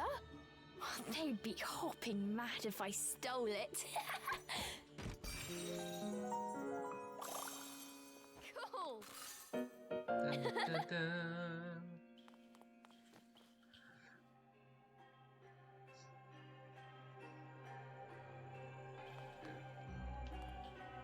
Oh yeah, this is really neat. You can send them both up the two pathways to collect all the items. Oh, this little guy's got a cannon. Haphazard shooter, bogey. Counter. Counter! Besides decimating enemies with his claws and fangs, Cheshire can counter their attacks as well. Press R with the right timing to have Cheshire counter incoming attacks. Enemies hit with a counter will be temporarily stunned, but be warned, some attacks cannot be countered. Okay, what's the timing on it? There we go. And that one-shot him. Oh, Crescent Cluster. A power-imbued crystal, the shape of a crescent moon, typically only found in Inferno. It can restore some of the user's magic energy. Oh, dang. I thought I could get both of them there, but oh well. Let me try it now. There we go. Got him.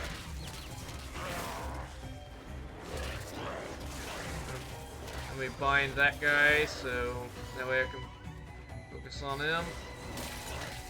And now get him, Chester. There we go. Yeah, that's one thing you gotta pay attention to during the combat in this game, is you have to pay attention to the position of both characters. So you can't get too, like, you can't, like, only be paying attention to, you know, Cheshire when you're doing the attacks. You gotta worry about where you put Cereza as well, since she's your actual health bar.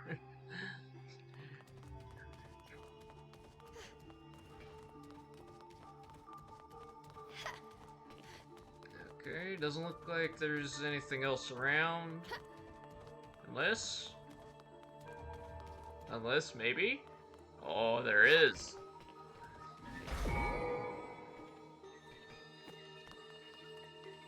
Oh, what do we have here? Yes!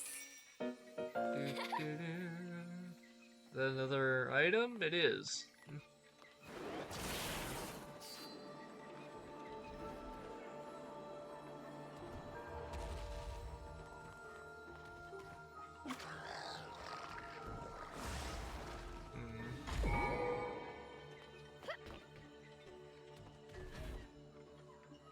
Oh, I see. I gotta do this the other way around in order to grab that with Cheshire.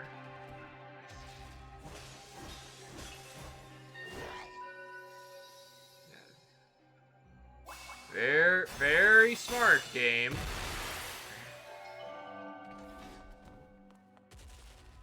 And he just jumps down to make it a little more convenient for you.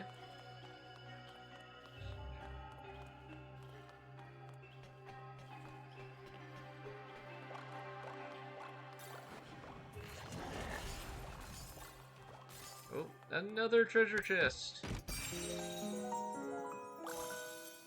Hey!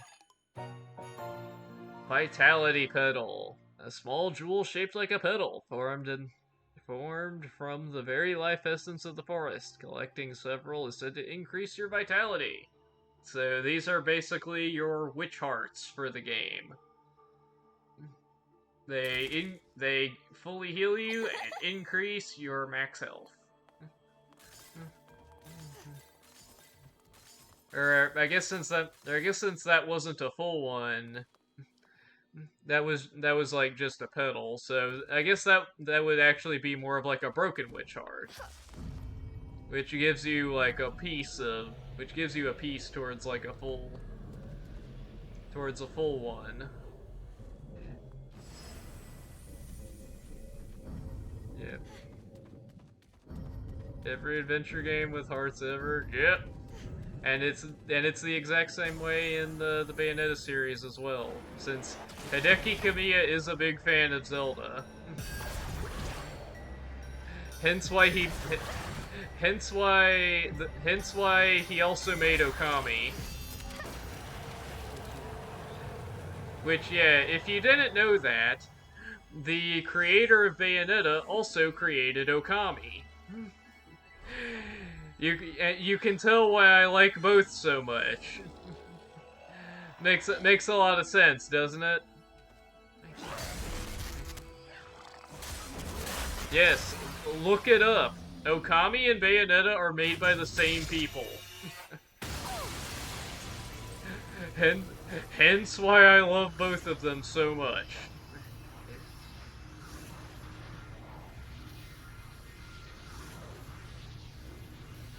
Yeah, also, Bayonetta 1 has a lot of references to Okami in it. Because, the main character, Amaterasu, her nickname is name-dropped in Bayonetta 1 as Ami. And there's a scene where, little Cereza draws Ami's, like, face marks on Luca's face while he's asleep. You're the boy from my dream. Also, in Bayonetta 1, Bayonetta has an ability where she turns into a panther to move really fast, and she leaves behind a flower trail, which is another reference to Okami in Bayonetta 1. Center of forest. Waiting. Help me. How?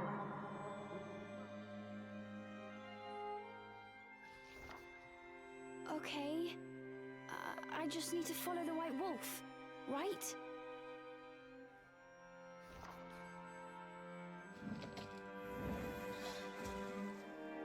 Destroy 4 elemental cores.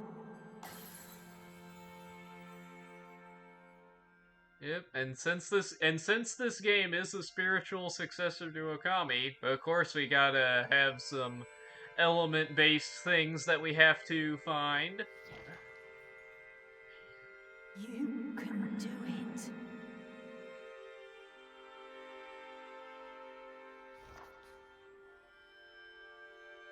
Follow White Wolf.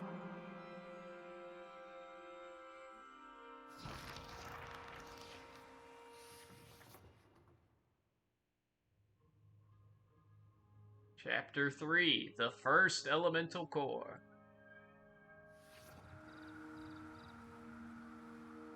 What are you They talking had about, returned Grape? from the strange world. The forest was just as they had left it, except not quite. It seemed that destroying the device at the core of that rift somehow disrupted the illusion, revealing the true path forward.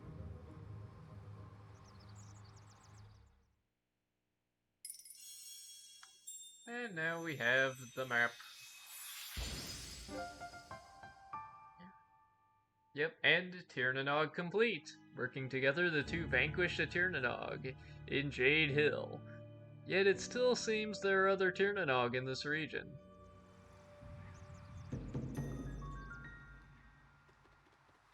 Oh, I love that little jingle. They spotted the White Wolf. Without a moment's hesitation, the pair gave chase. Grape, what are you yapping about? How is any of this like Genshin Impact? You're making no sense.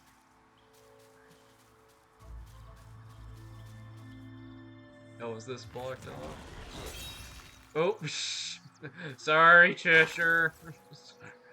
So yeah, I need the fire ability to get past that. Yep. So we got multiple different little ways we can go. How exactly? It's based on like it's a European storybook style. How is that like Genshin Impact? People in my chat really be saying anything. People...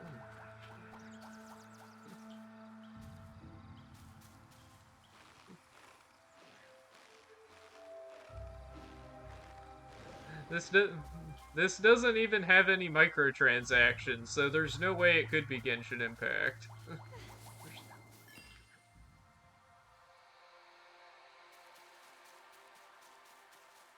Oh, look at that!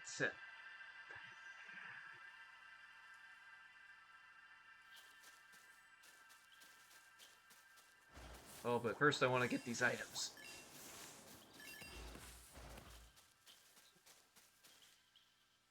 Oh, remembrance. A small glade of otherworldly beauty opened before Ceresa. This dark forest held secrets yet. Ceresa relaxed ever so slightly. So yeah, these remembrances, these are special, beautiful locations that offer their own special views. They're honestly kind of like the secret areas in Xenoblade.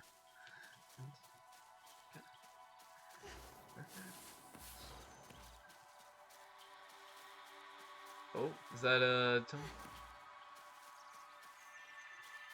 I thought it was... Oh, oh, I can go up here. Nice. Treasure! What's this? Umbran syrup. An Umbran potion cased in a butterfly bottle. Grants temporary invincibility and increased speed at casting Umbran arts. You can now concoct more of your own. And would you look at that? We already have 3 of the 4 items we can use. Pretty sweet. Yeah, that's what that little prompt is for. It's to jump down.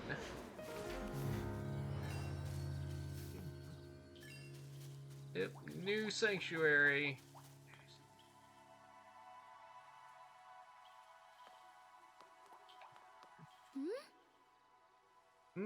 The air tastes fantastic. I should be able to relax here.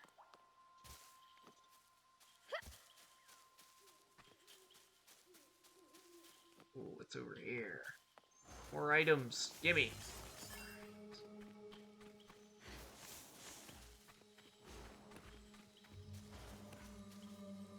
I see. I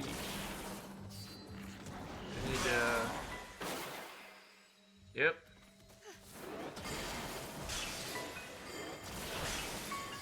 Come on. There we go.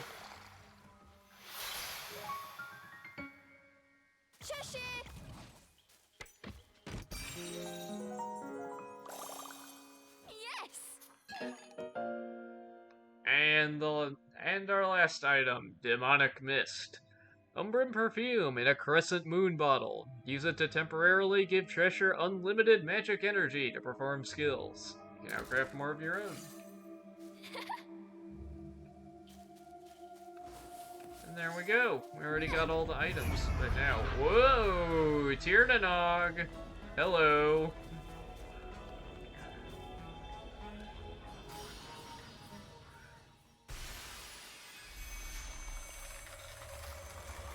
I guess that's where that other Tiernanog was that the game was hinting at.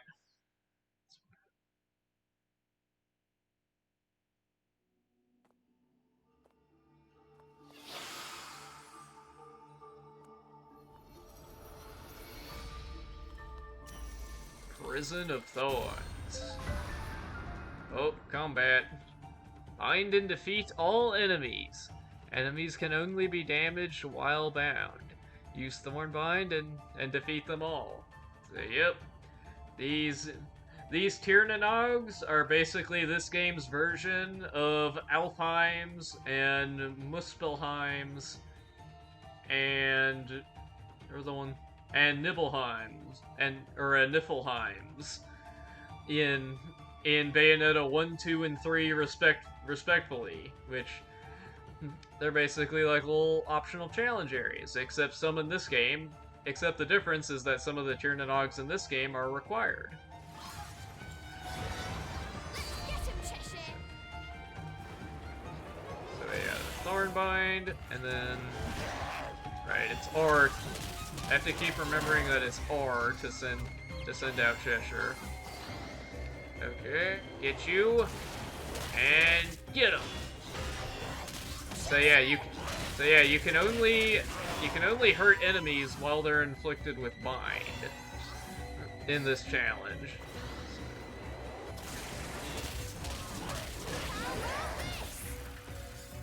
Got him. There we go, fully charged.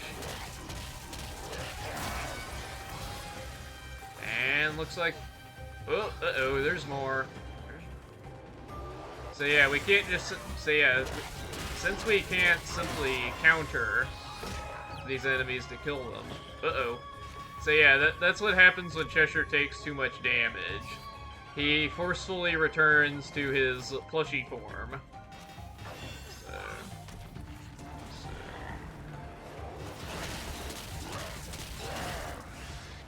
Thankfully I could dodge that. Yep. Wait for that projectile to go. Oh, come on, get him. There we go. That little pickup instantly restores our Thornbind. And that's just this guy.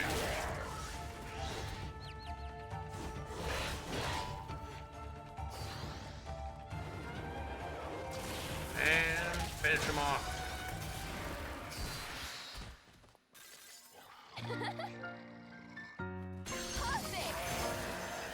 Mission complete. Cheshire, over here! And what do we get for our troubles? Hey, nice. It's another pedal. Which is a broken witch heart equivalent.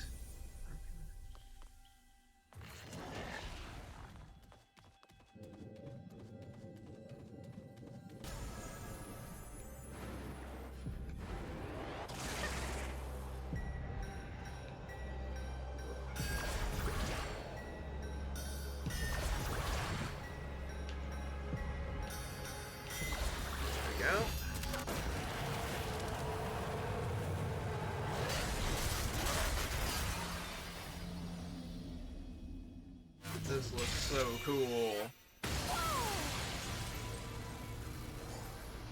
Look at that.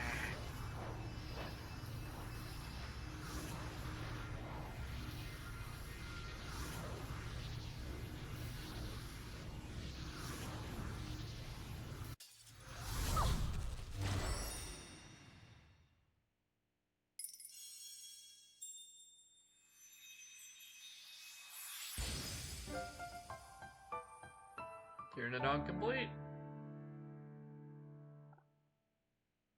And that's all Tyrannog in Jade Hill. The ominous fog has been lifted. Points of interest are now marked.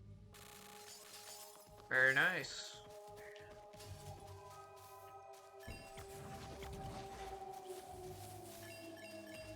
Oh, I see that treasure chest up there. How do I get it?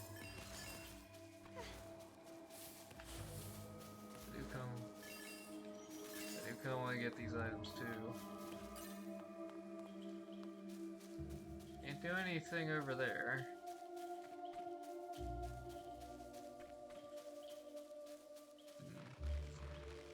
Ah, there we go.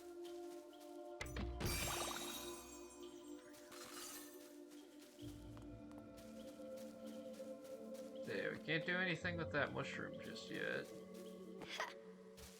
Now let's head back to the sanctuary.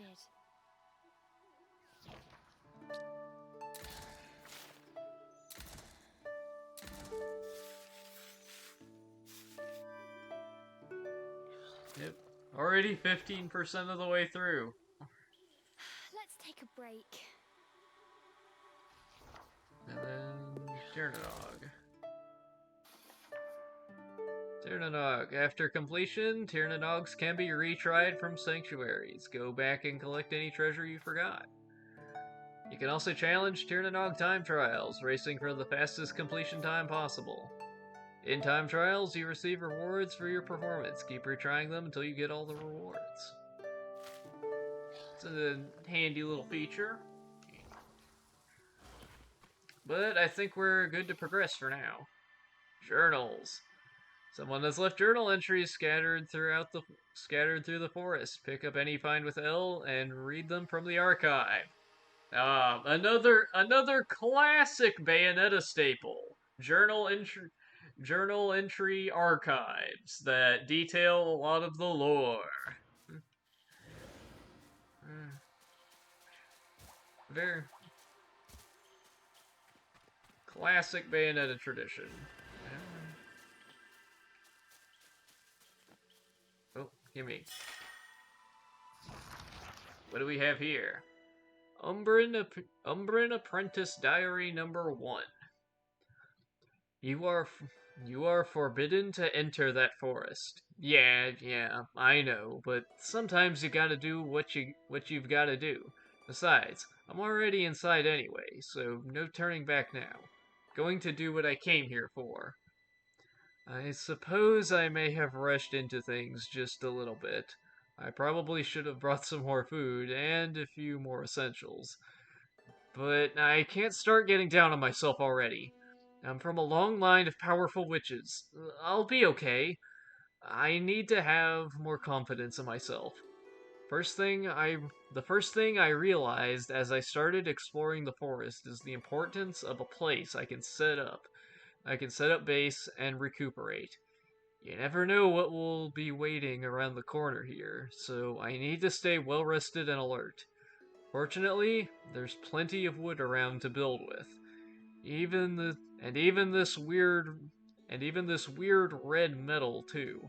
If I put a little bit of time into it, I'm sure I can make a simple camping spot to hold me over for a while.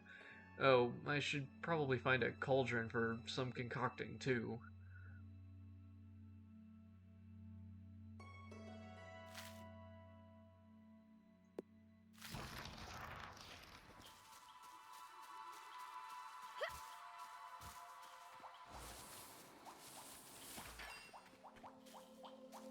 Leafy Nook, new area. Oh, those are little traps. If you just have Cheshire out all the time.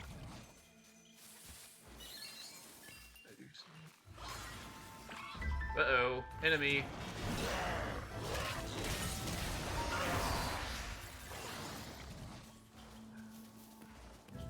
Take care of you.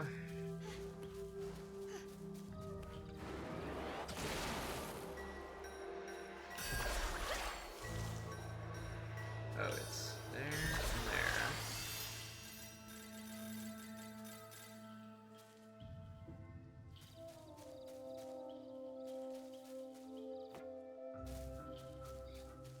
there. Alright, Grape. Now I know you're just memeing. You don't really mean that.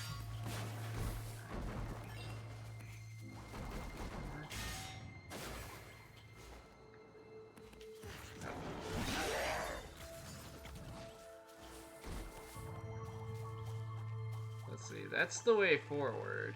There is a little path down here as well.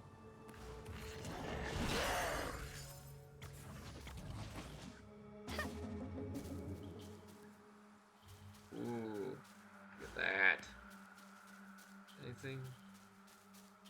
Anything else over here other than this little view? Guess not, but that does look really cool, so I appreciate this being here. But let's continue.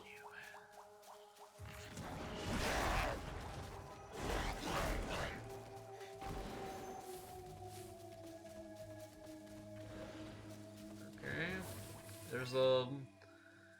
Looks like there's a little loop around.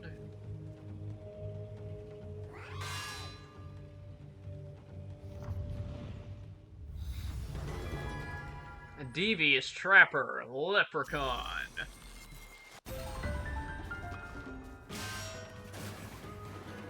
Okay. Cheshire, do your thing. we go.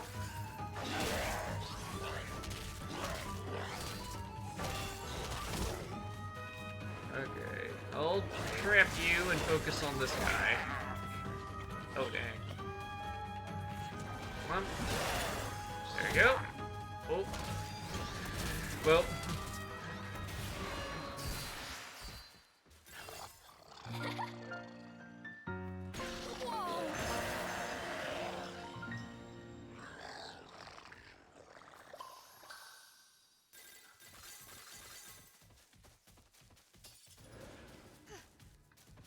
Yeah, now I know you guys are just messing with me.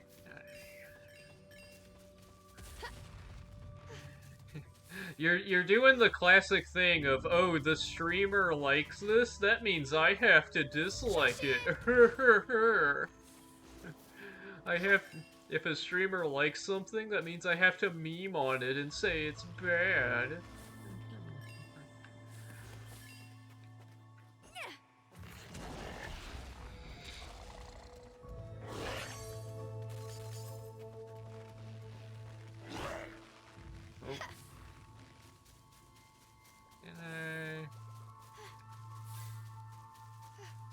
To get up there other than that mushroom that I can't use at the moment.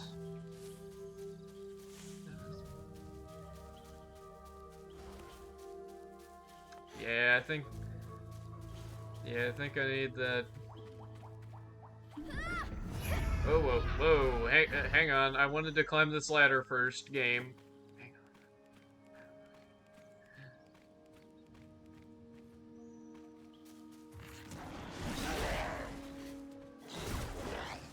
There we go. Another treasure chest.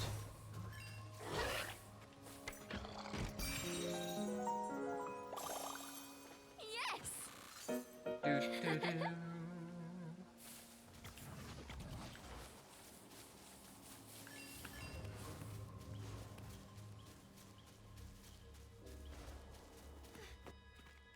Now I did see this little alcove down here. I wonder what that's about.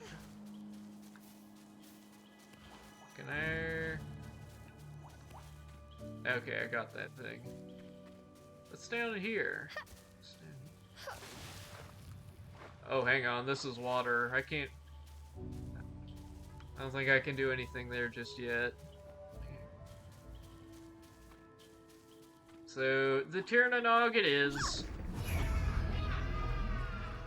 Those cheeky fairies! What's their problem? It's because they know you're weak. Cheshire patronized Ceresa.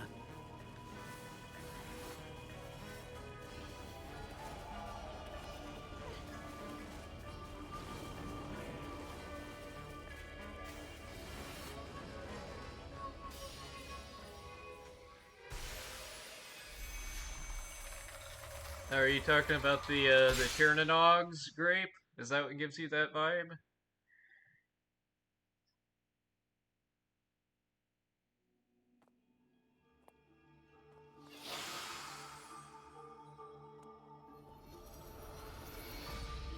Calamity.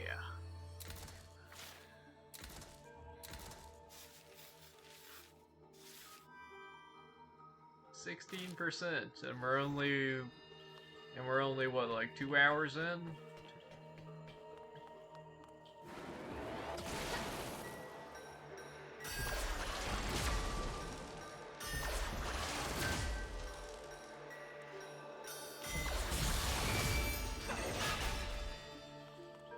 Open the gates. Oh, good. Is this gonna be? Yep, more of these guys. Let's go. I'm gonna get rid of these traps first. And then trap you. And Cheshire.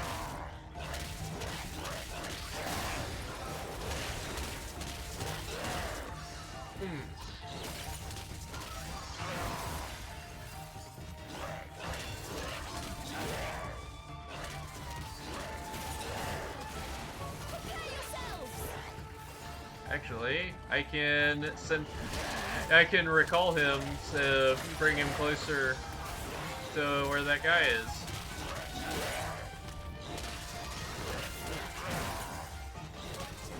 Oh, gotta stay out of your line of sight. I'll do that little trick again where I call him over to reposition. And there we go.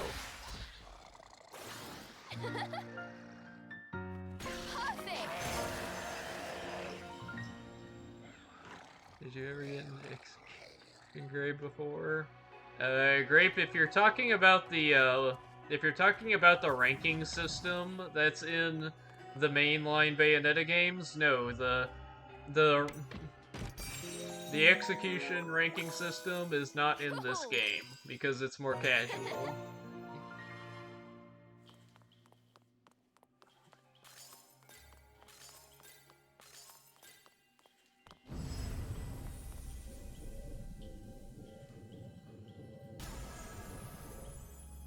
Oh. Well then no, Grape.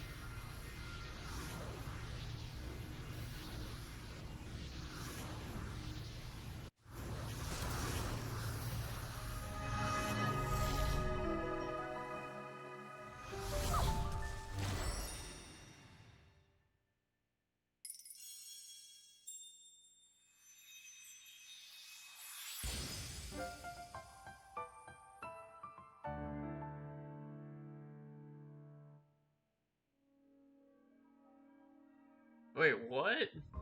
Really, William? That's crazy. Let's see. Yep, that's all the Tyranogs in Leafy Nook.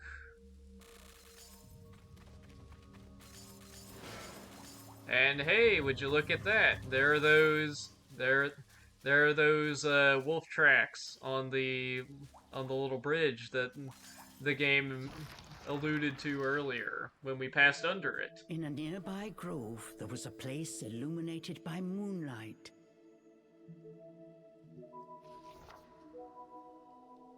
As she approached, the magic brace in Ceresa's wrist began to glow.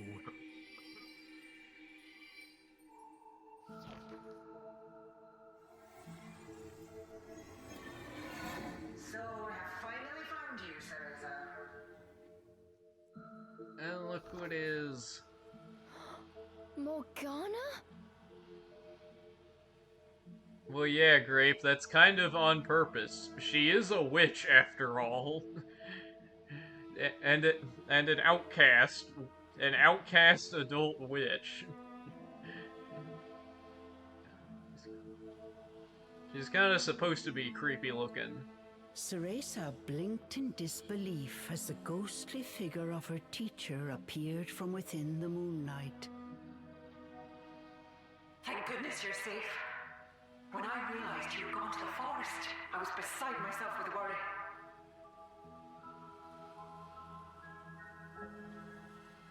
Oh, really? I really like her design. I think she looks pretty cool.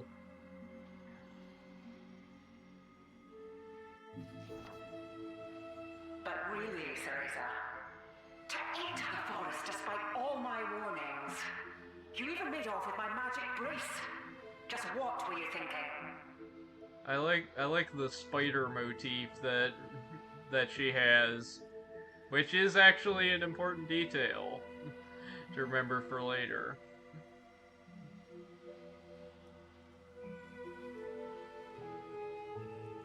Although this was only a projection of Morgana, her scolding somehow managed to be even more intimidating than the genuine article. Ceresa could only hang her head. I mean, that detail's not important right now, but it does come up in a significant way towards the end of the game.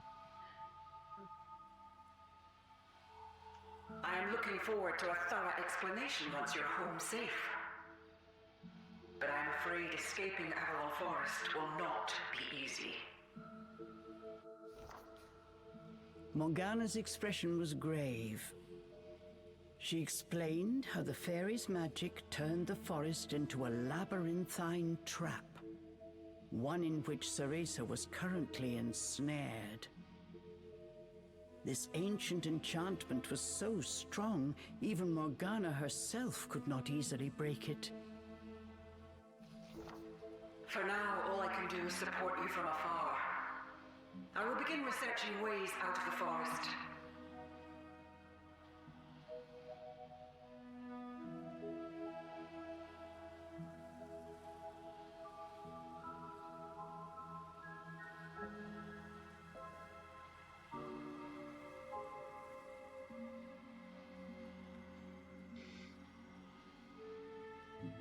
You just find a safe place, and try to stay alive until I find a way to save you.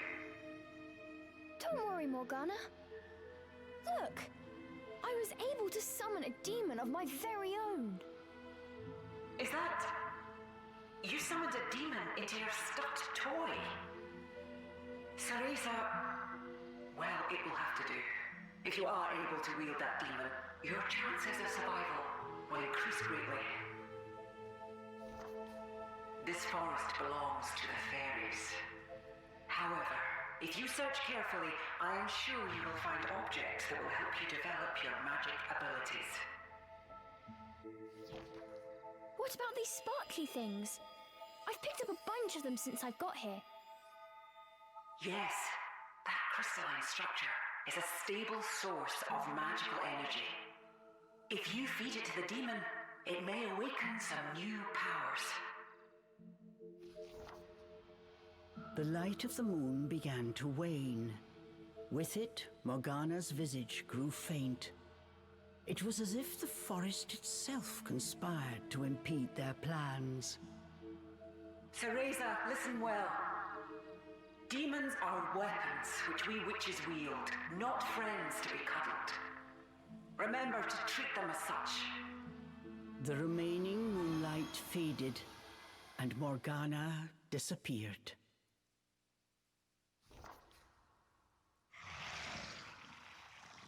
Cheshire was in a foul mood. What was that? Morgana is my master, and I will not have you speak of her in that way. I feel bad for worrying her, but I don't get why she's so overprotective. I mean, I summoned a demon and everything. Cereza wished that just once Morgana would tell her she did a good job. She had already forgotten Morgana's scolding. Well, back to chasing the White Wolf. If we get that power, even Miss High and Mighty Morgana will sing our praises. Oh yeah! Those little sparkly things. She said they might help you grow stronger.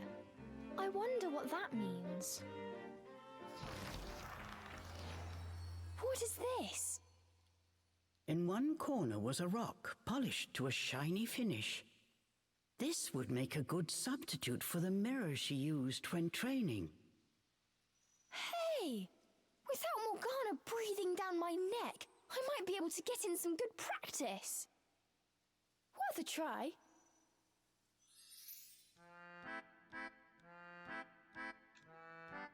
Here, Cereza and Cheshire can learn new skills. Cheshire's skills are to the right. Cheshire learns skills by using Avalon drops. Move your cursor to the skill you'd like to learn.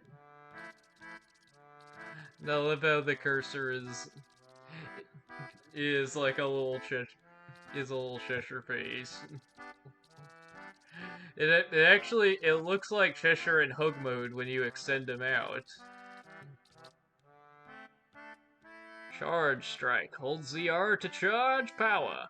Then release to have Cheshire perform a powerful pouncing attack.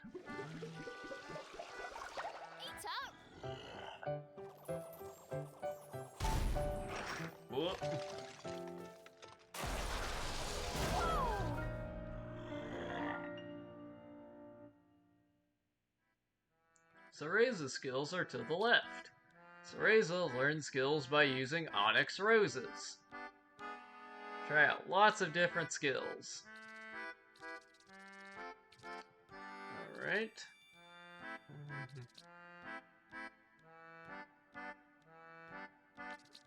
Yeah, some of these require extra items and not just the main skill point currency.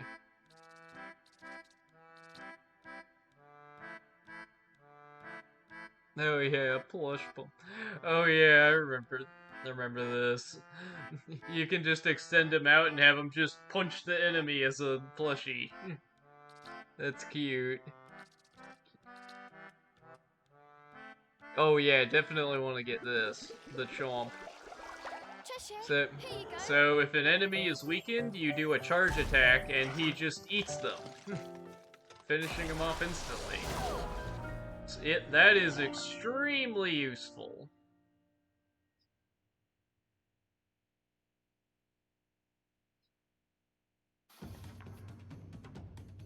Nope, we got a little tutorial for it. Cheshire can now deliver a charge strike to finish off weakened enemy with ZR. So... beautiful! Yep, typical Bayonetta fashion, you do a tutorial well, and it tells you beautiful. Beautiful.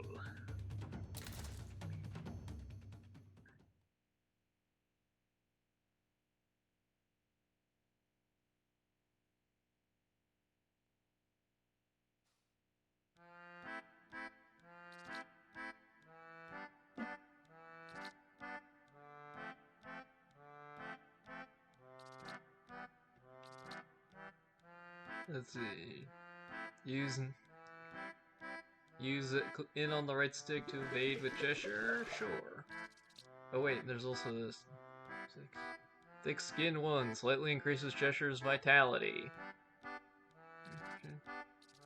Let's see, 200. Okay, so I can get both of these. Here, have some.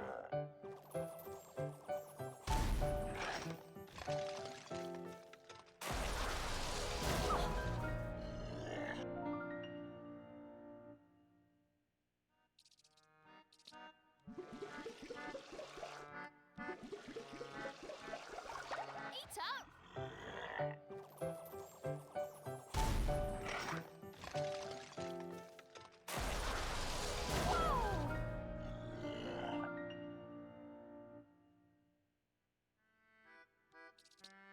What else do we have? This way, extend Cheshire with the right stick. The direction of your movement to slightly increase your speed. Press ZR while dodging to perform a dive attack. And then... yeah, what? Sure. I got 50 left over. Cheshire, here you go.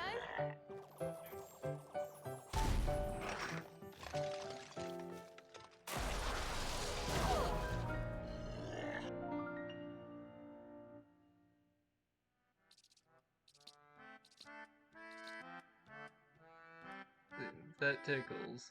Enemies sometimes drop items when hit with Plush Punch. Bind combo, unleash a charge strike after Cereza's bound enemy to perform a powerful combo attack.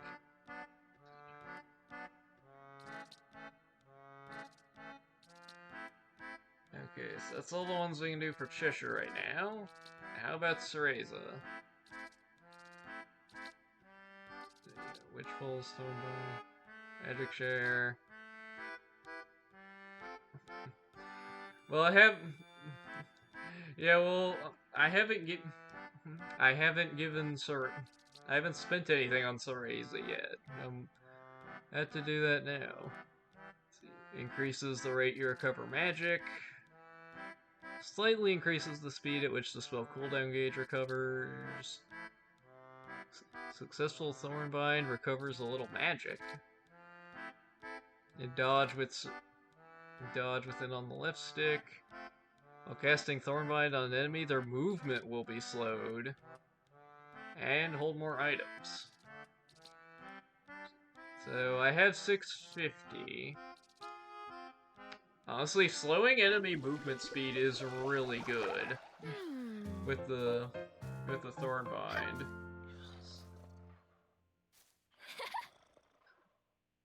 That'll definitely come in handy. So will being able to dodge Does roll. this work?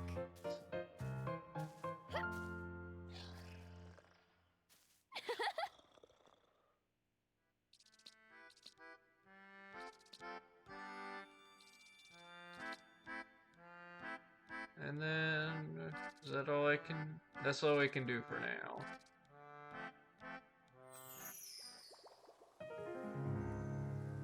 And another sanctuary. I pressed the wrong button. I meant to press L, but I pressed R.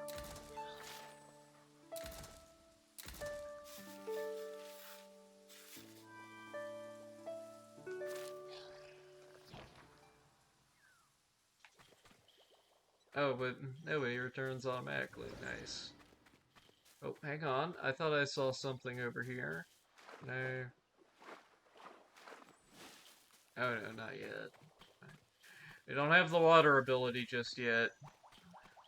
Oh, is that another journal? Biologist's Journal 2. As mentioned in my last entry, most of the plant life in this forest is of spectacular size. Yet, recently, I've come across certain varieties that seem stunted in their growth. I've kept a close eye on them the past few days, but they look as if they are in stasis, despite the nutrient-rich soil here. Oh, right, it's down on the right stick. Where was I? Despite the nutrient-rich soil here, there must be some kind of sustenance they are not receiving. I'm currently entertaining a theory. They may be an alien species that has yet to fully assimilate with Avalon's environment. Oh, how I wish I could just ask them myself. But alas, I do not speak the language of plants. These past few days, I found some curious specimens scattered about the forest floor, glimmering, dark crimson petals, and some kind of sweetish candy? As for the petals, they're not from anything I readily recognize, but I suspect they could be from an onyx rose, an otherworldly flower, said to be prized by fairies, who just so happen to be rumored to live in Avalon. If so, perhaps the candy is also some kind of snack of theirs. I can only hope these findings may eventually lead me to an actual fairy.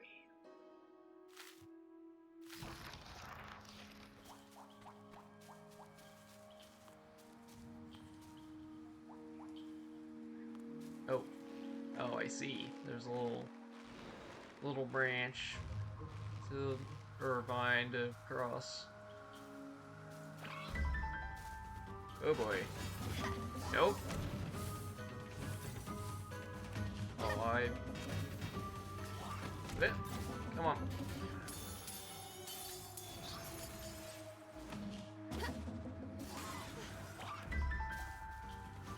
Okay.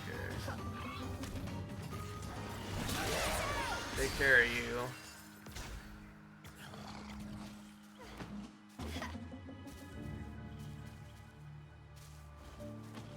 Yep. So these things can take you in different directions.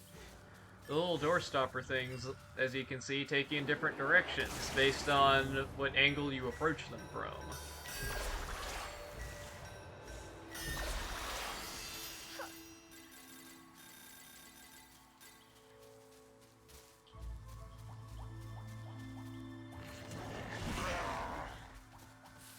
I thought I could break that.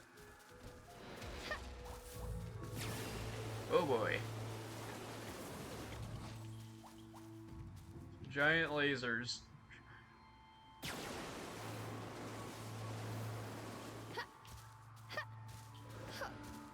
There we go. Lake Nimue. Yo, it's like Nimue, the character in Xenoblade 3.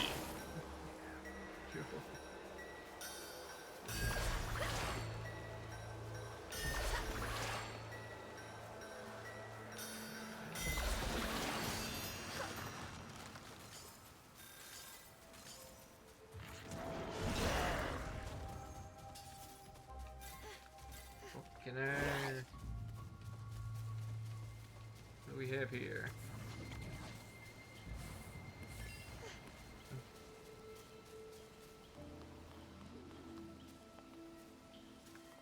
Let's see, that's a little view there. Let's cross this way.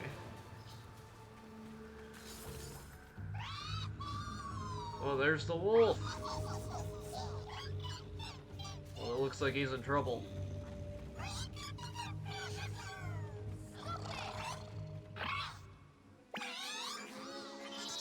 Oh. Okay, well, at least he was able to get away.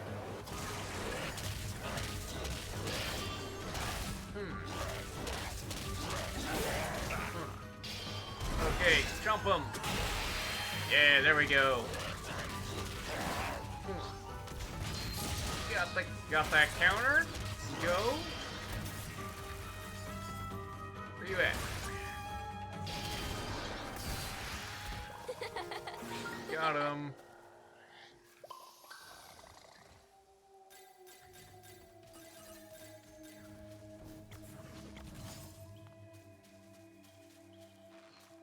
Let's see. There's another spring mushroom.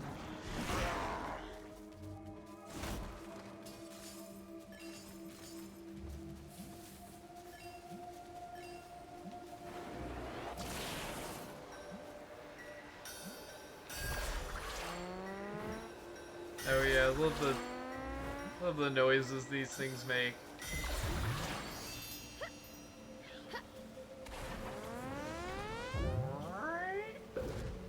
Pop.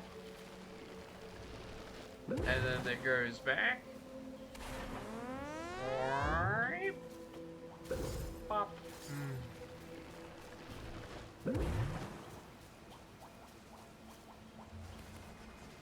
Is that a... check? Whoa, the grass is all wet and slippery.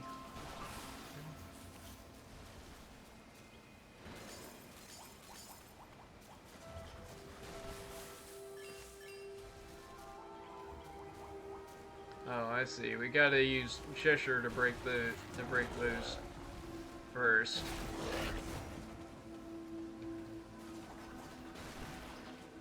And now Cereza can pass on by. Oh, enemy! Oh, that came out real fast. Oh. Need to press the button earlier.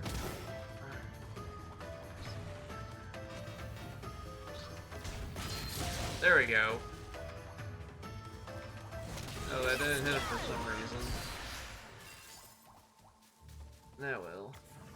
Good thing I can just whack him. Sun-speckled grove. What do we have here?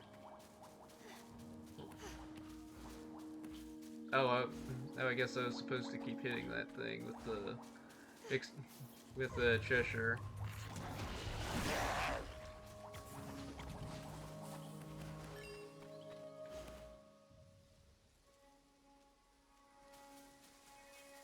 Oh, it's a shield boy.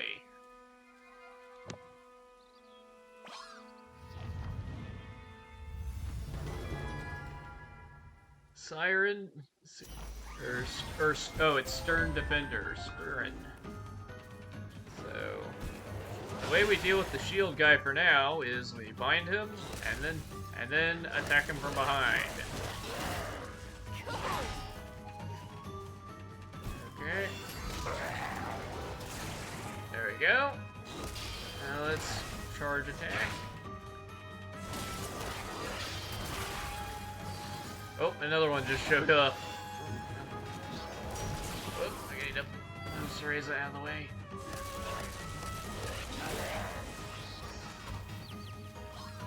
Here, get this guy.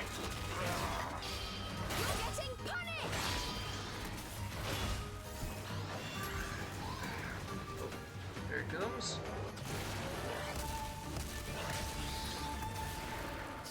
There we go.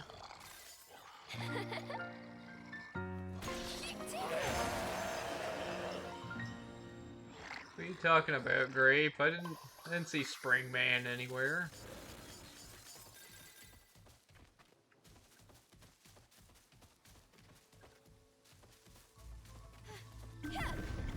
Oh, it's another Tiernanog.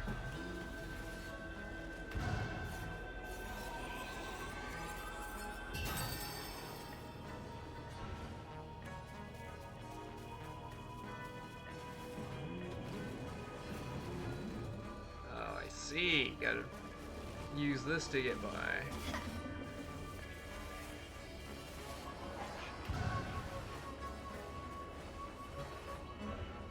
Oh wait, that's just. Oh wait, that's just enter.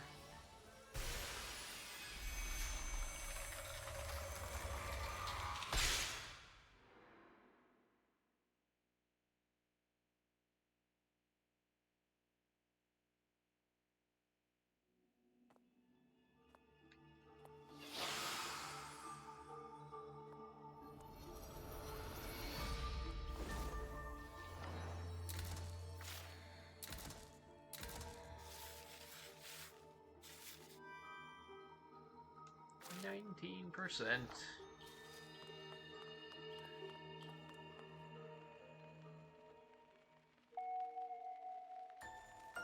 Oh, what are you? Wandering Sharpshooter Pixie. Prepare yourselves! Prepare yourself. Oh, I see. Since they're flying, they can't be binded.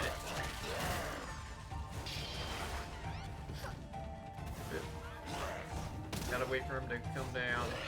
Get down, you. Hey, thank you.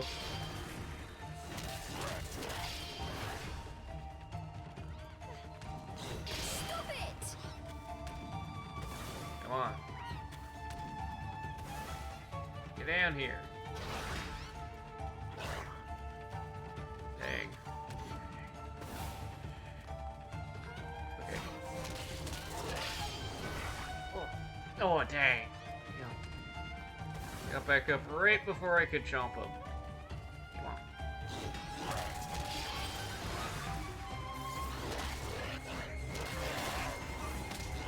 Oh, crap. I should have stayed back more.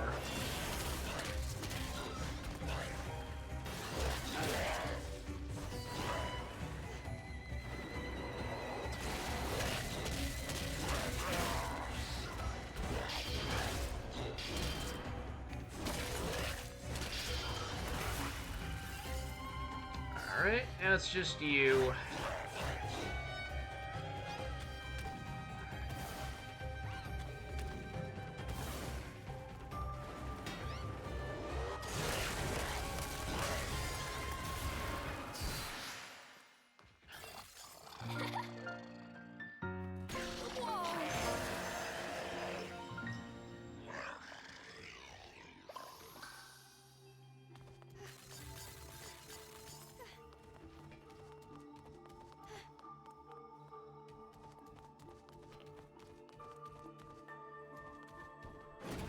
Oh, I see. It's a little hamster wheel.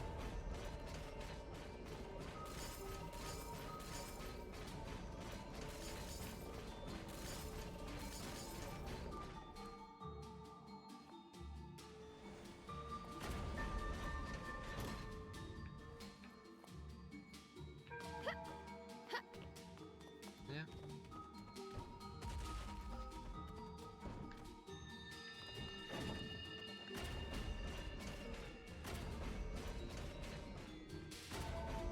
Ah, you back it up to get up here. Clever.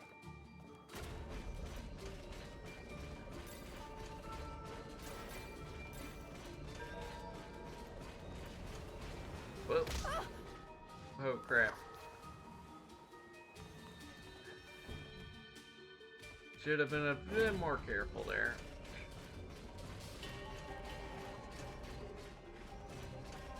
So how right does this go?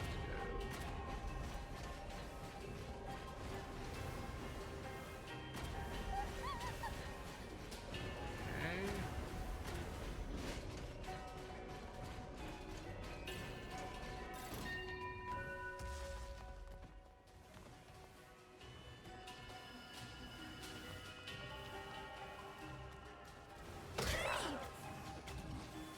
dang, that was a one shot.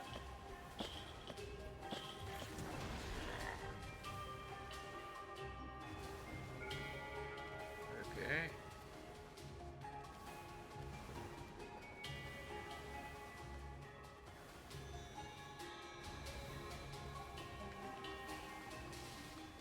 Come on. There we go.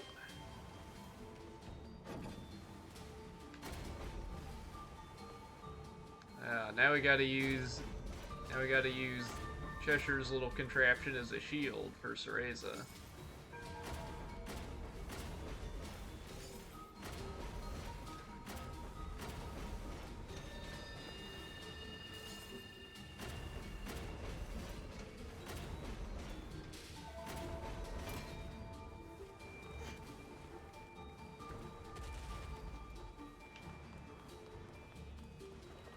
And then that acts as a little bridge as well.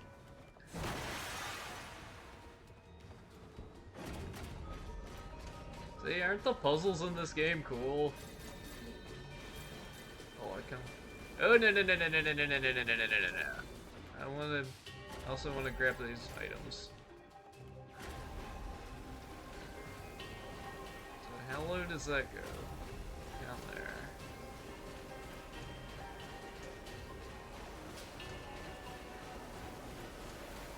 There we go.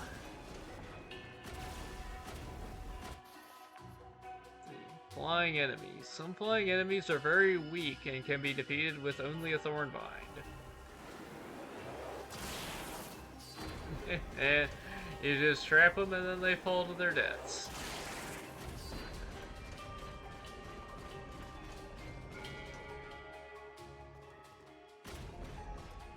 Oh wait, can I get off at that point? Is there anything here? No.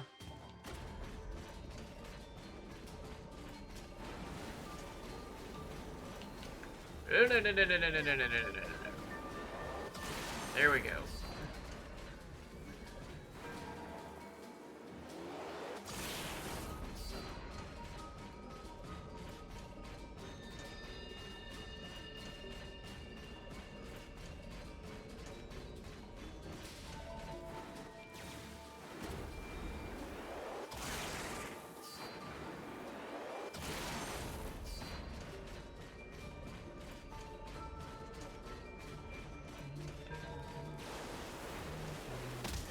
Oh no. I took a look at the chat for a split second and I died. Crap.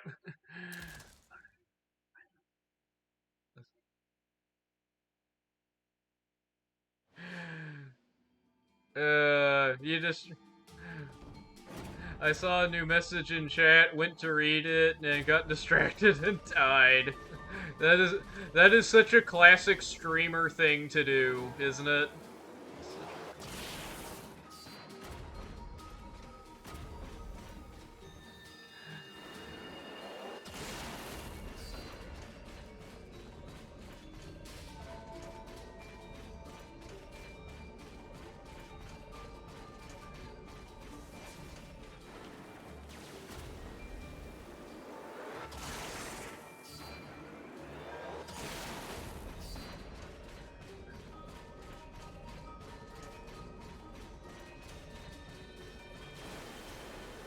Okay, so you have to wait here, and now we go.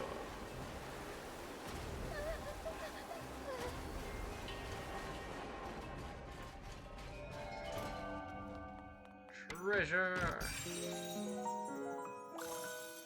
Yes! Dun, dun, dun.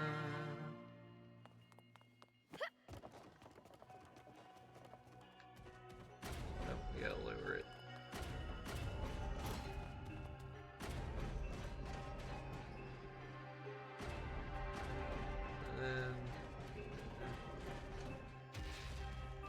Yeah, put it over there to get Cheshire out.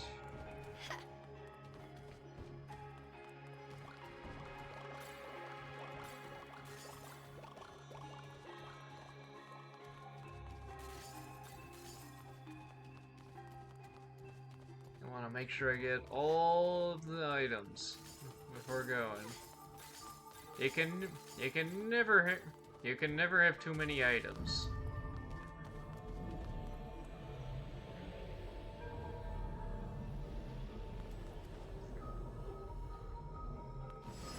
I really like that visual of them. It looks like all the planets are aligning. So cool.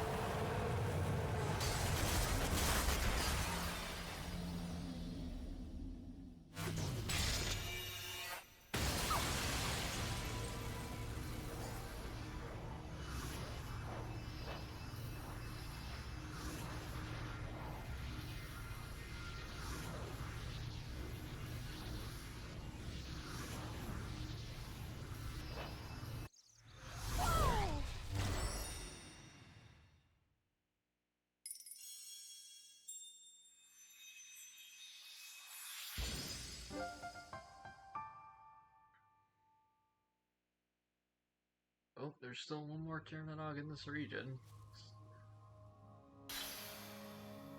Hey, we can get that treasure. Gimme. More items.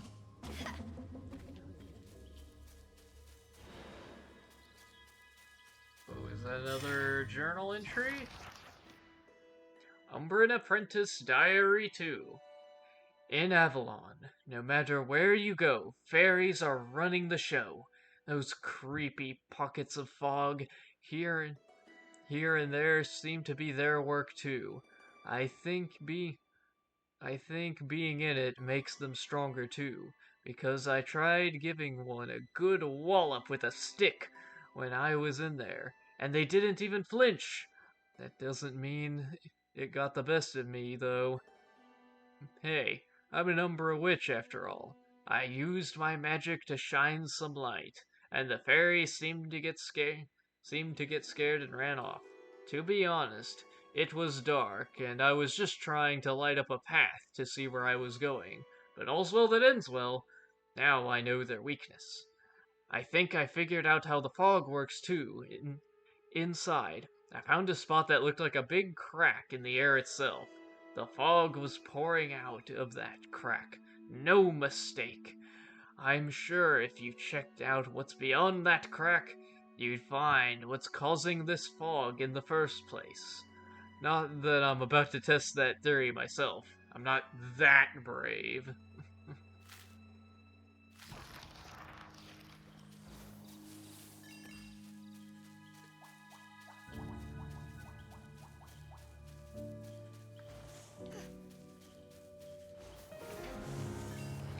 New sanctuary! Oh, I'm exhausted.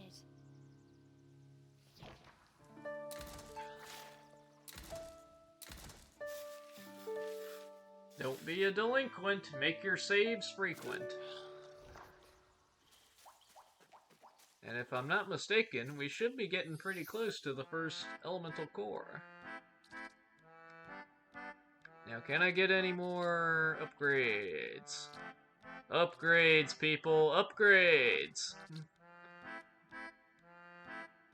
I can... You know what, sure. Maybe like this?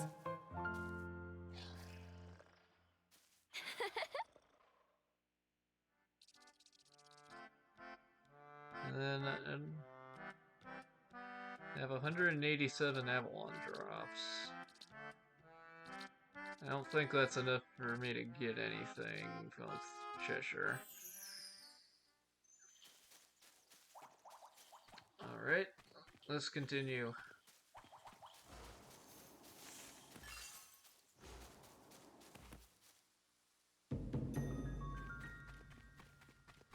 There's that white wolf again. White wolf! Wait! Oh, this song!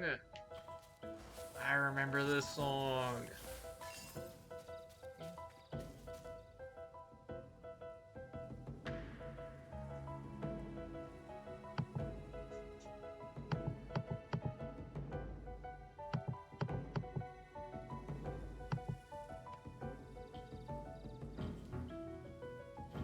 Love a good piano.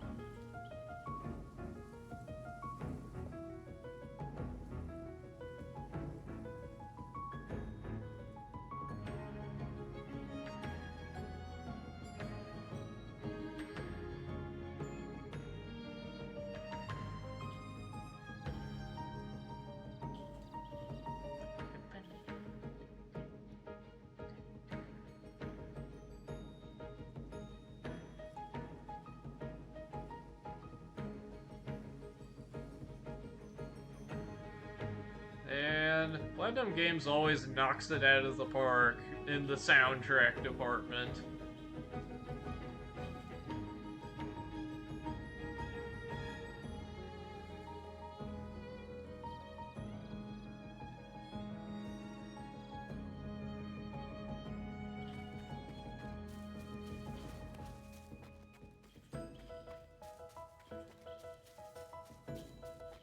Can't you move any faster? The wolf was getting away and Cheshire was not happy about it. Oh, that's down I'm in the water. going as fast as I can. We'd be able to move a lot faster if you would give me a ride on your back. The This is a demon quick- said nothing. His glare was all the answer Cereza needed. That's what I thought. This is a quick game, William. This game is only like maybe 10 to 12 hours long.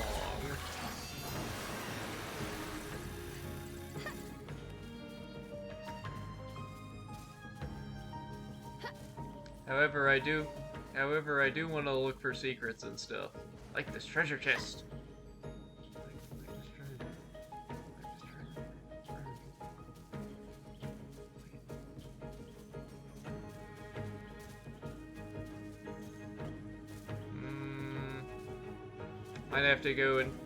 Might have to take another path to get up there. Maybe it requires an ability I don't have.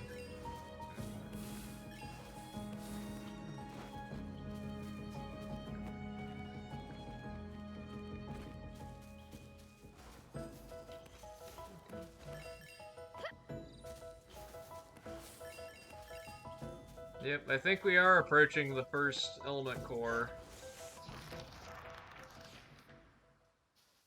Where did that wolf run off to now?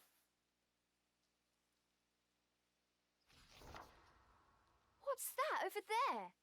Let's go check it out.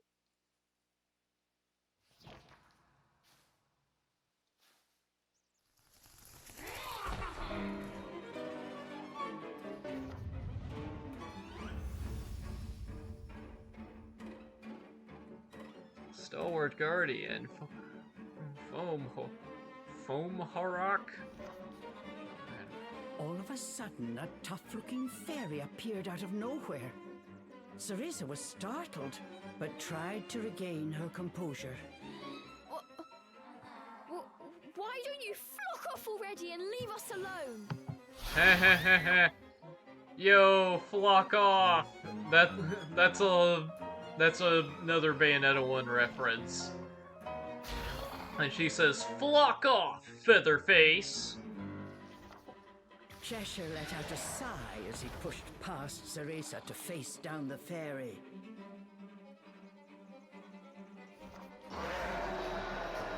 Who's gonna be the appetizer? And who shall I save for dessert? Roared Cheshire, his mane rippling and claws extended. Yeah, get him! Get him! Get him, Cheshire! Yeah. First, I guess, kind of boss fight. Maybe more of like a mini-boss. Oh. Oh, dang, he's using his shield to protect his boys. Yeah, I'm gonna trap you so I can focus on getting the little guys. There we go, got the chomp. Alright. Oh no, what's he doing? Oh, this music! I gotta keep remembering that I have the dodge roll. Okay, find him. There we go. Now get behind him.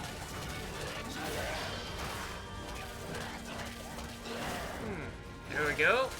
Getting some good damage in.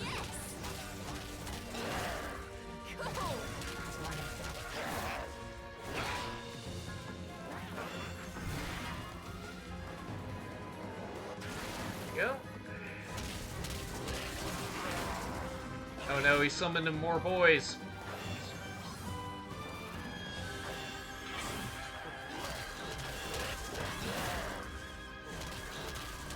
Gotta take these guys out first. Okay, fine. Oh, nice! Got him! I saved Cheshire right there. There we go. Find him. And Cheshire, go to town.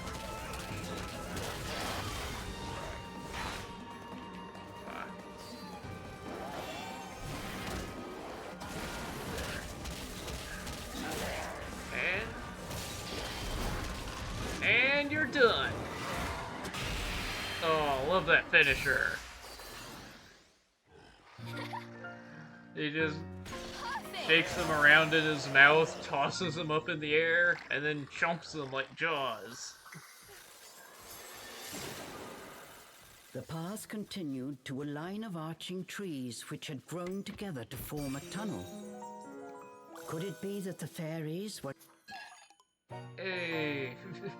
Sorry, narrator, I just got a witch art equivalent. Vitality Blossom. A large flower-shaped jewel formed from vitality petals, said to be resilient to any and all force. Those who acquire it are promised long-lasting life. trying to protect this place?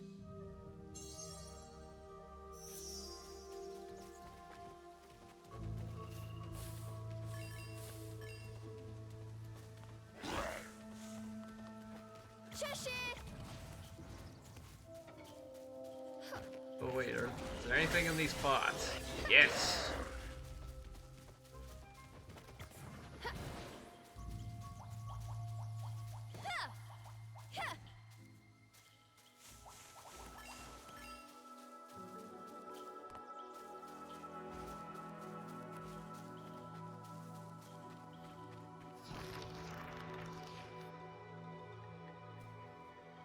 A strange orb atop a pillar. Could this be the elemental core of which the boy in Ceresa's dream had spoken? Before it stood the White Wolf. Just as Ceresa took a step towards the pillar to investigate,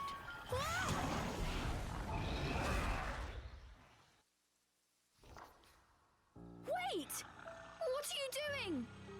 leaping from Ceresa's grasp, Cheshire lunged towards the wolf. Stop running and tell us how to get that power already. Cheshire was fed up with this wild wolf chase. He wanted answers. Cheshire! Stop! And listen for a second!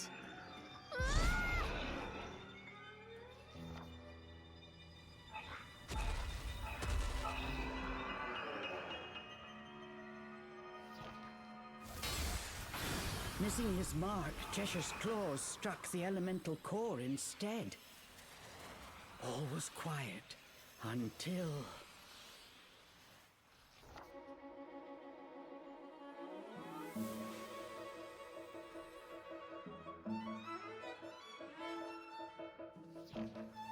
energy poured from the core like a furious whirlpool.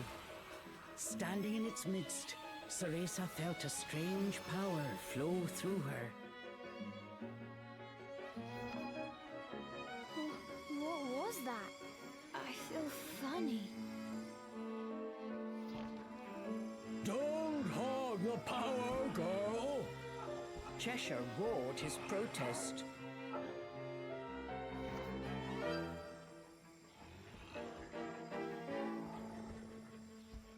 He wanted his piece of the pie, but what exactly had they released?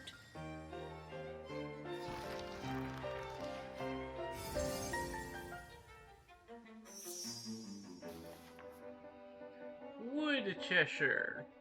You've destroyed the wood elemental core and received its power. Change Cheshire to his wood form by pressing Y. Let's go!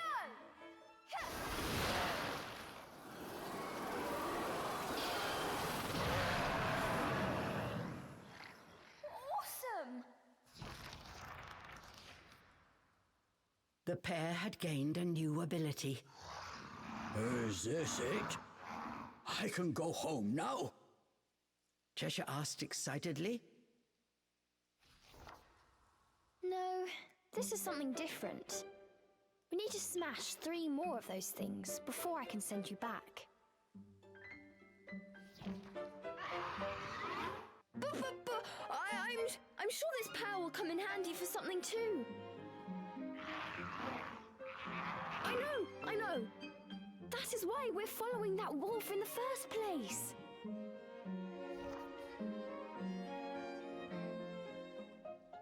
Speaking of that wolf, where did he go now? To find the other elemental cores, they first need to find him. I swear, you demons are more trouble than you're worth. The bickering companions left the remains of the core behind them, heading ever deeper into the forest.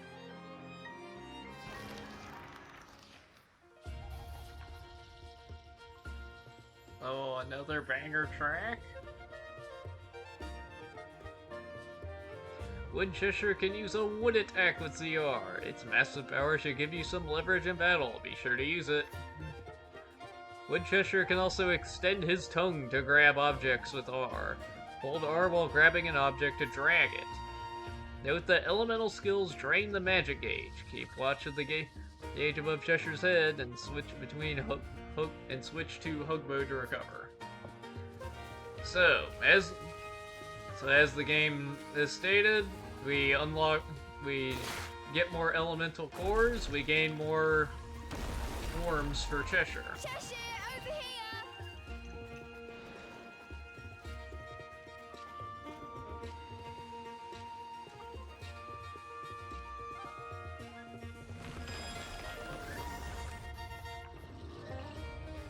Increasing magic. Press L to absorb elemental power found within the forest into Cereza's magic brace. Once enough power has been absorbed, the magic brace, your magic gauge will increase.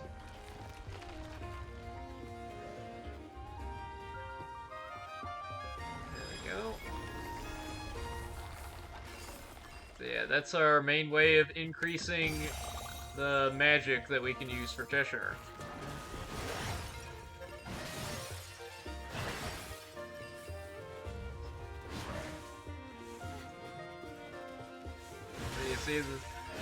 See all the different elemental forms have different attacks. So for wood form, it's a really fast double attack. Do I need to? Yep. Make a little bridge.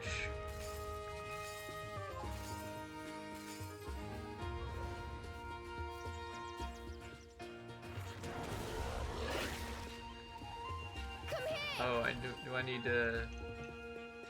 Yeah, I need to toss you up here.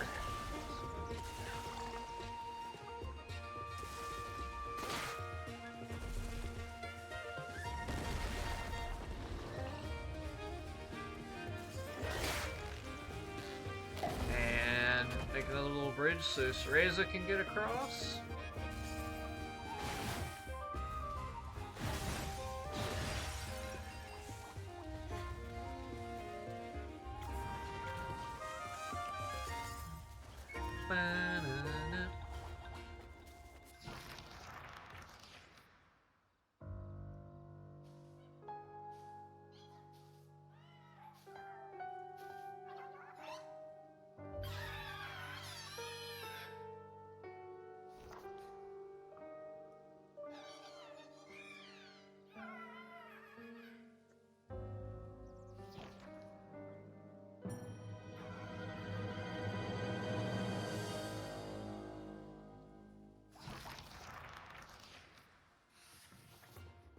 Chapter 4, Cereza's Resolve.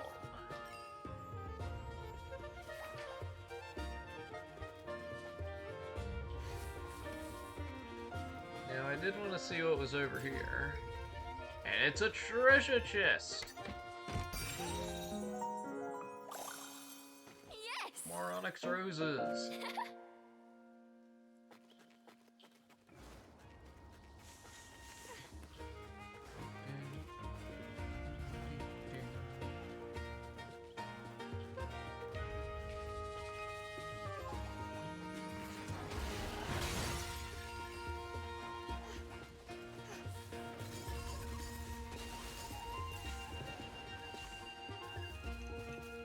Oh, I don't want to break these pots.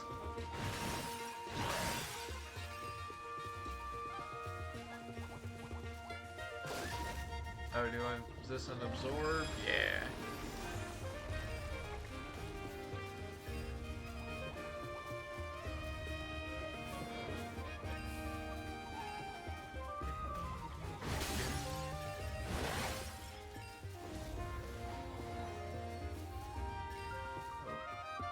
That's a save point.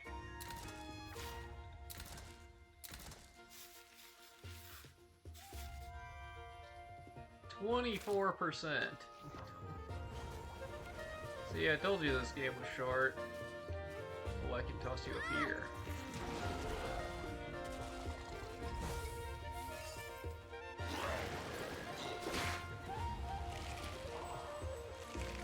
That should give me some Avalon drops. Yeah.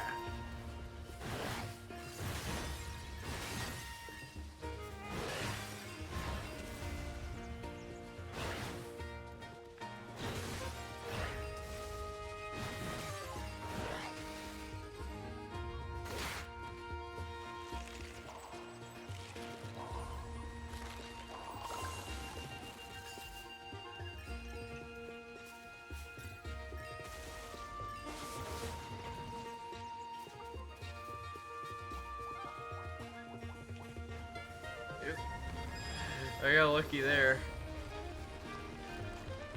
Yeah, I honestly forgot these things were there, but I didn't get punished for it.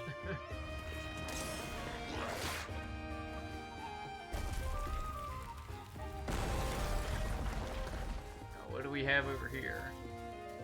More treasure? Cool! 150 each. Very nice.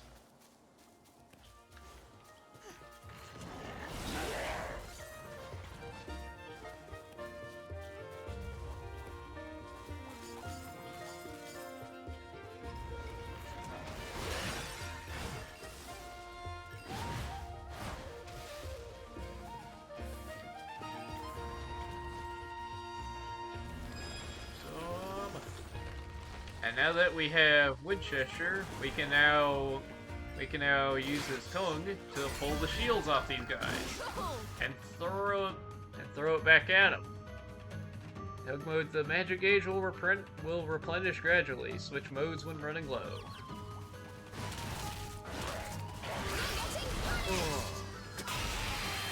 Oh, love that combo.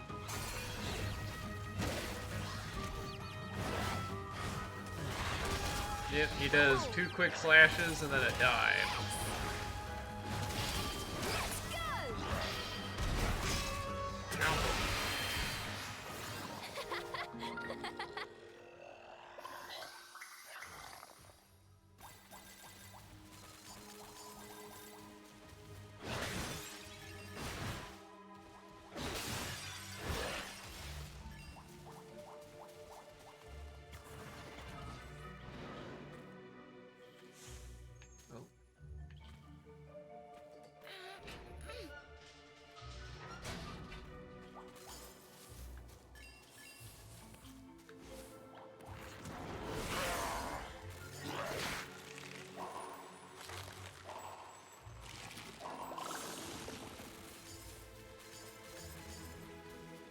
Oh, another journal.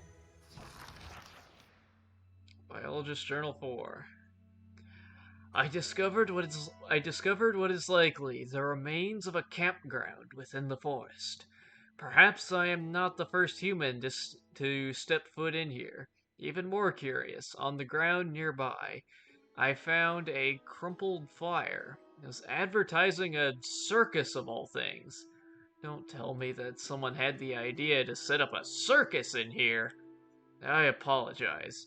I shouldn't even be entertaining such ridiculous notions. Though, if I do happen to come across another human in this forest, I will have much to ask them. Anyway, let's put that balderdash aside for the moment, shall we? Back to the plant life here. Recently, I've come across a plant that looked like a giant pea pod. I gave a mighty tug on what seemed to be the tip of its stem. And what do you think should happen? The pod split open, pouring out plentiful amounts of fairy candy.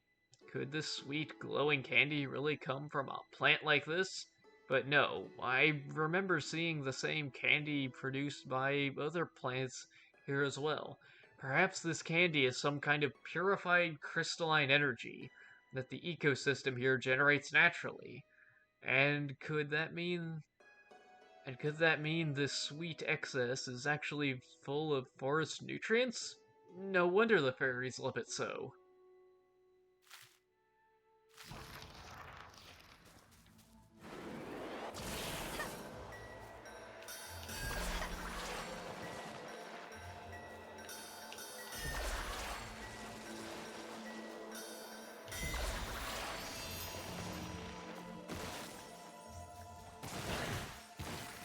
Give me those onyx roses.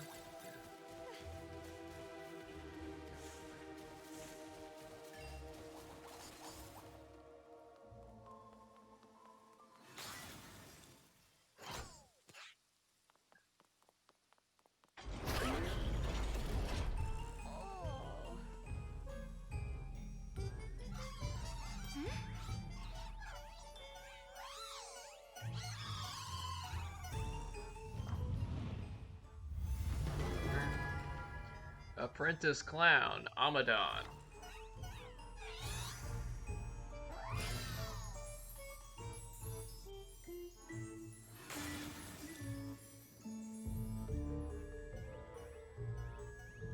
Stop it!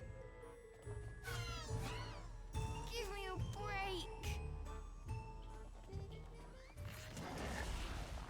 Alright. You should remember how to beat these things. You just bind them and then whack them. And then pull the lever, Kronk.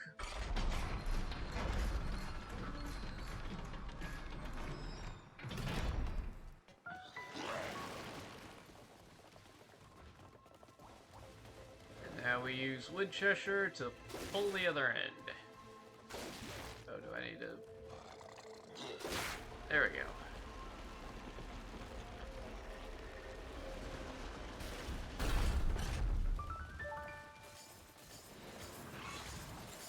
Oh boy. Another one of you. Oh, that one shot him. Nice.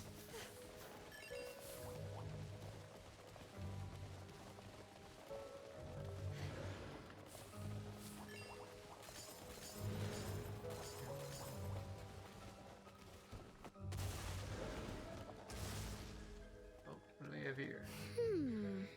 These boards are rotten. Oh, I hope they don't collapse.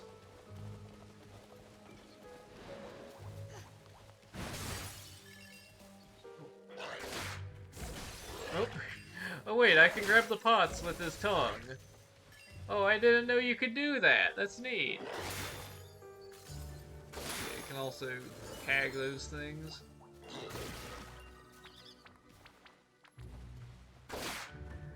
Yeah, give me these Avalon drops.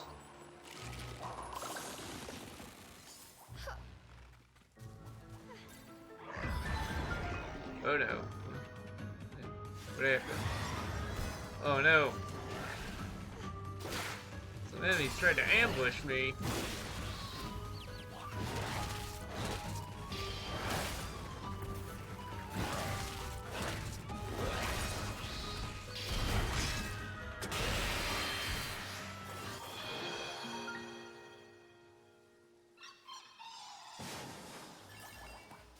Yeah, get out of here.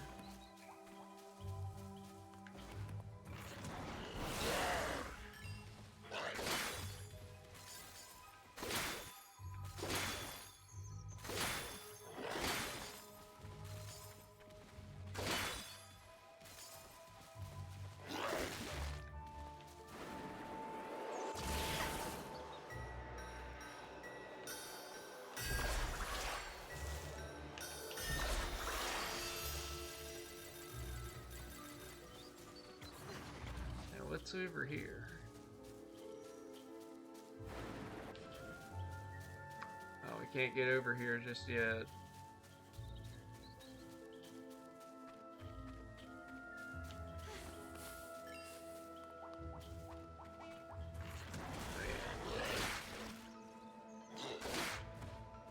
Gimme.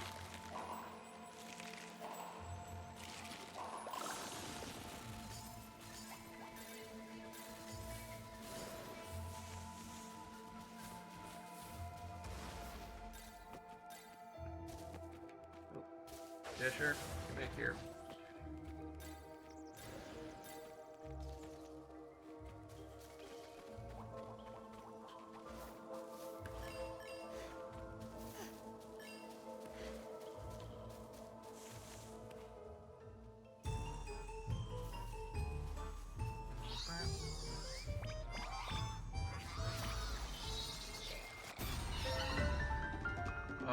Running away, are you?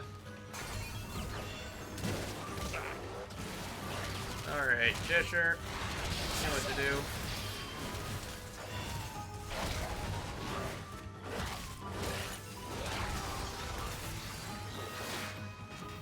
Alright, there we go.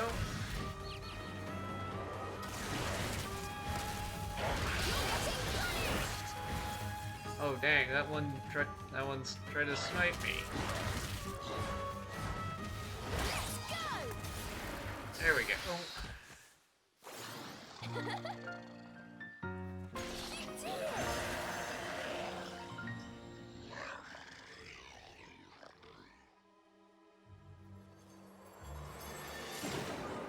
What could that be? Cereza spotted something that looked like fruit. Looks good. Quick, let's go get it.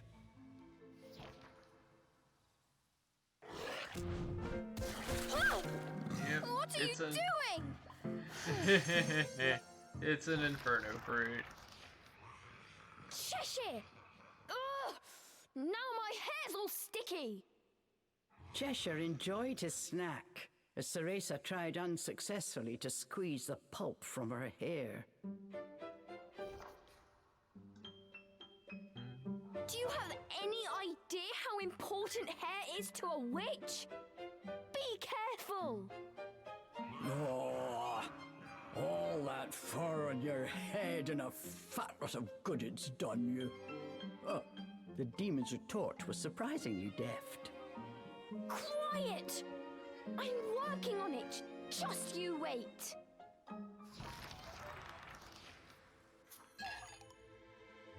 Inferno fruit, a rare demonic-looking fruit from Inferno that requires magically rich soil to survive, full of nutrients and devilishly sweet, allows Cheshire to unlock powerful skills. Devouring Inferno fruits allows Cheshire to learn powerful new skills. The locations of some Inferno fruits are marked on your map, or can be revealed by completing Tirnanog. Items Cereza can use to learn new skills are also hidden in the forest. Make sure to check your map and find them all. Oh, it's another journal! Umbran Apprentice Diary number 4. This forest has a lot more infernal plants than I expected. Is Avalon close to Inferno or something? Most of them are all droopy at first, but just sprinkle a little magic and they shoot up in no time. Doing so has opened a few different paths in the forest, so I'm trying it out wherever I can. I'm also not an expert on exactly which plants are infernal, so I kinda just try some magic on whatever suspicious looking plants I come across. Speaking of infernal plants, I found this giant fruit near me that I'd only seen in books before. It was called Inferno fruit, and the sweet scent alone hit me like a ton of bricks. I was hungry, so I tried taking a bite, but it was way too sweet for a human tongue, practically inedible. Still, it did really energize me, so must have some pretty strong magical properties. If only it wasn't so bloody sugary, I'd probably have taken some with me.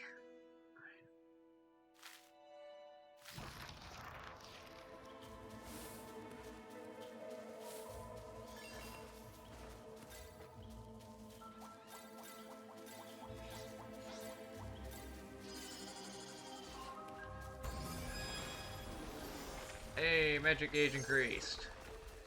This new power. Maybe we can use it to go to places we couldn't before. Yep.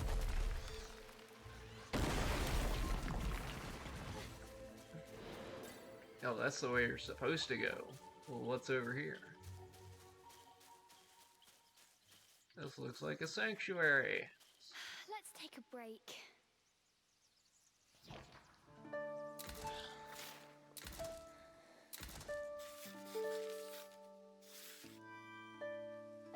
25% completion.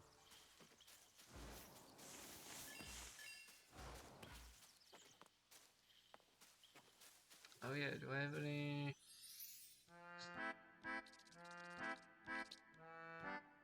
Oh yeah, I can learn this now. That's gonna come in real handy. Here, have some.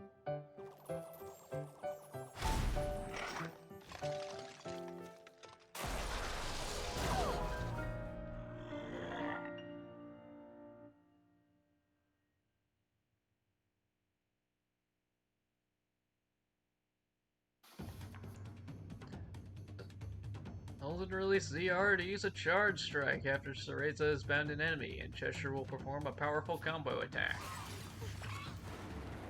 So you hold down ZL, hold down ZR, and then release.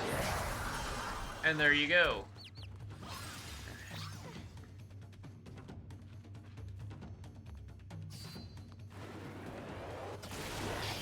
You're getting punished! However, that does consume a lot of magic. So keep that in mind. Prepare yourself!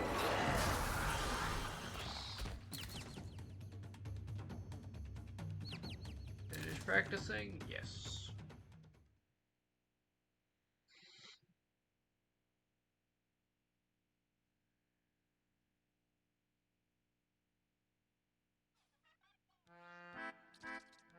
Do you have anything else we can learn?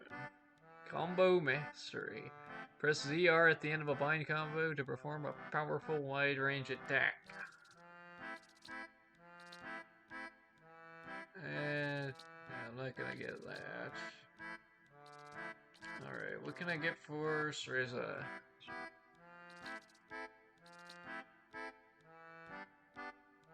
Let's see, Absorption, Quick Recast, Infernal Bond.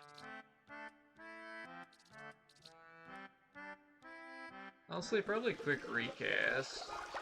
Does It this seems work? like it'd be best for her for the moment.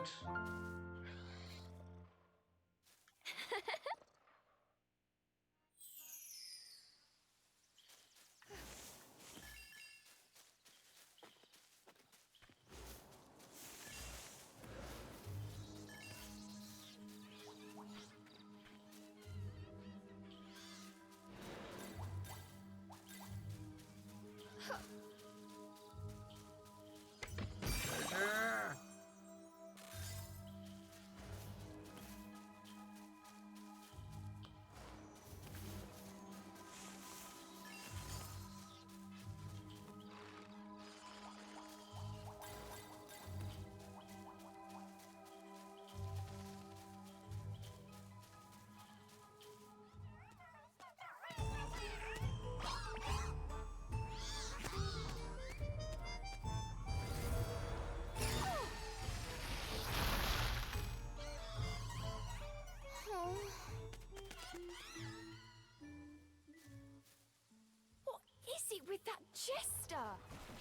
such a bother.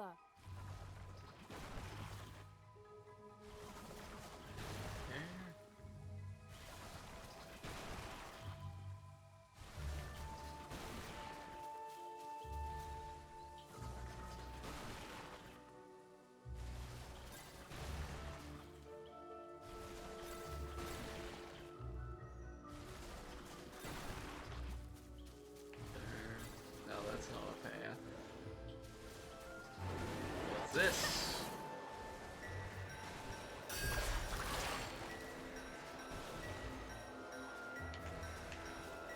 Oh, it's that one first.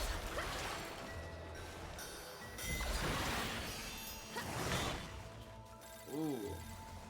That's what I call a jaw bridge.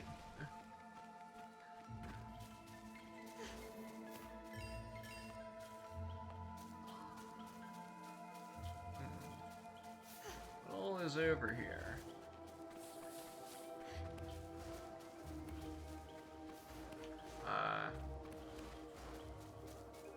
Need to come there from a different way to make further progress.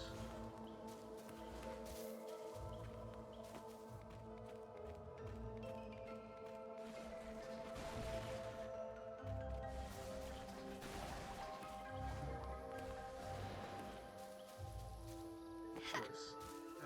Oh wait, that's the jump down. Oh, it's another Turnanog.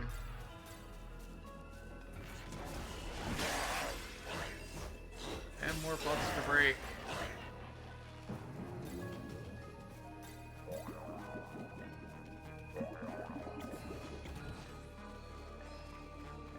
Oh, more enemies.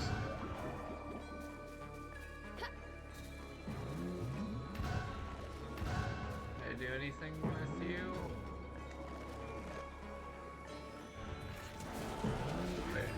Wait, what was that? What was that prompt? Oh, grab.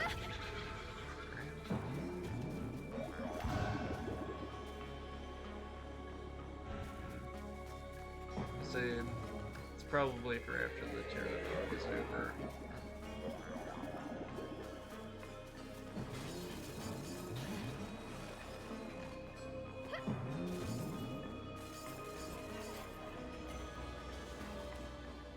Oh, what do we have here?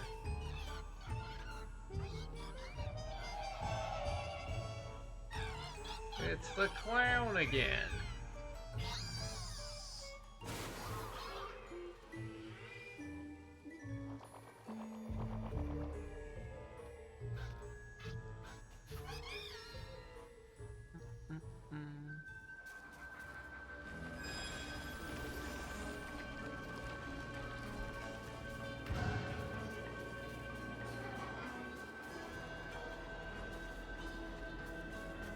Is there an illusion to dispel?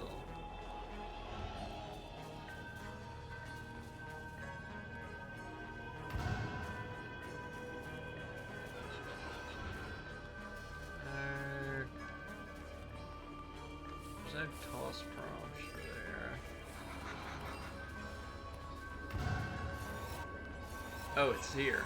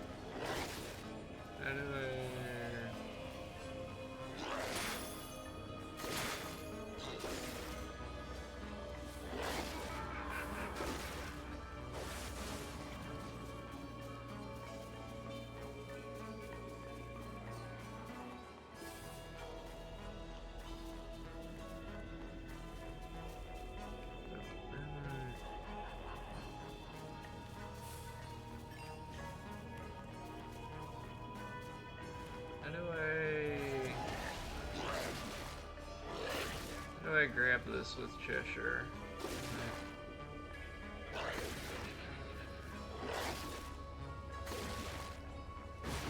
need to...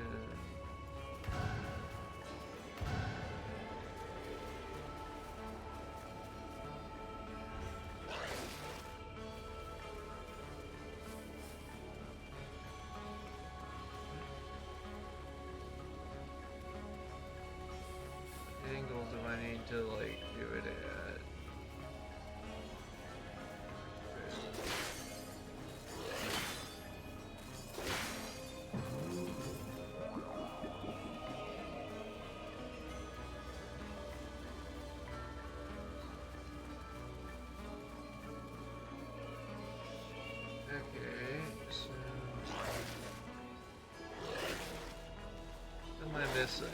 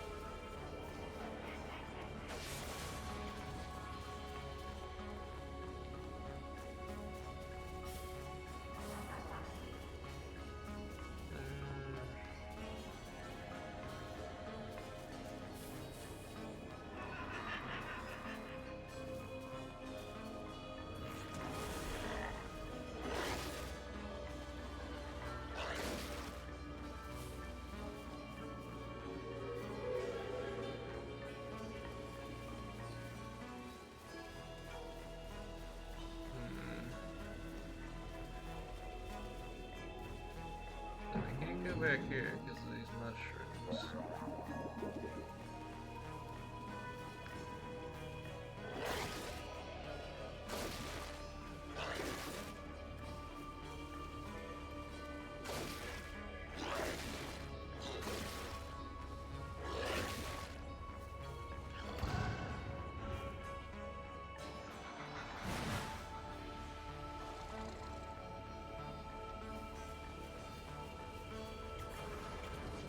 It's not like bug mode, is it?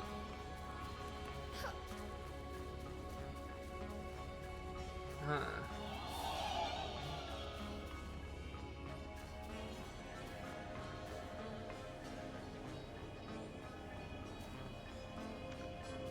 Oh, wait a minute. Can Cheshire just climb up here?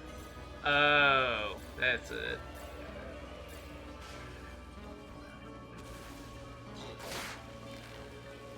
That's what it was. I was just being stupid. I was just being stupid. I forgot that the things with the lines on it are ones that he can, like, just climb up. Let's see, just monkey brain man movement. Dispelling illusions, enemies. Inside the distortion, you will need to use your magic to dispel the illusion which shrouds the fairies with CL, opening them up to attack. Oh, there's Cheshire. Oh, I should pull him back. Let's reveal these guys first.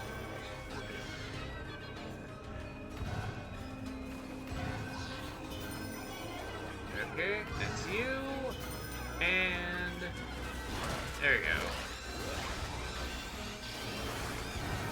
Cheshire! Cheshire, over here! There you go.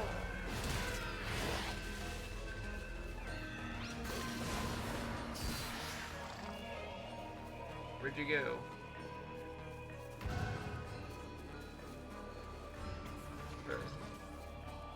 Or is that all of them?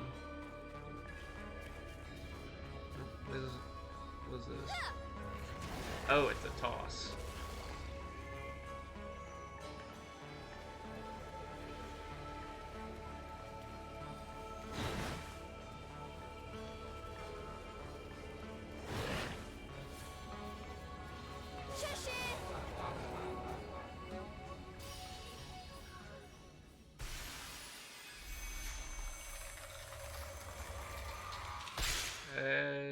Sure.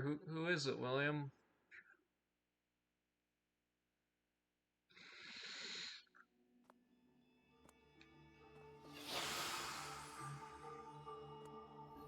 The Healthy Turtle Live.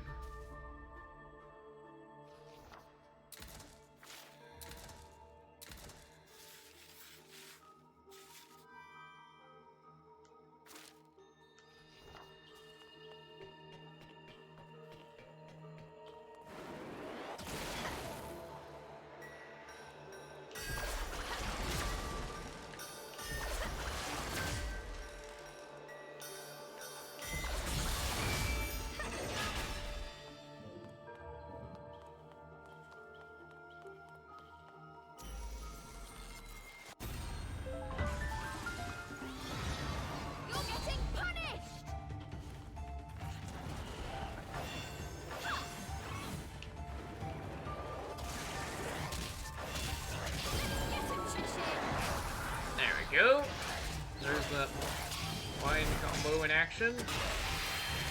Fight him. Alright.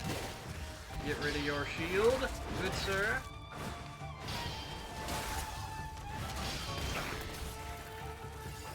Oh, I should... No, L. Get all your magic back. Now go to town on him.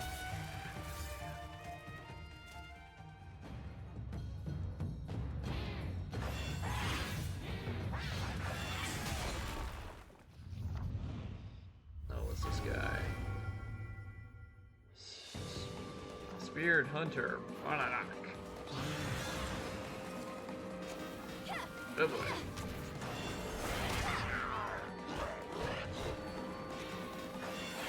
Yep. I'm gonna take out these little guys first. Oh no. Oh, get me out of here.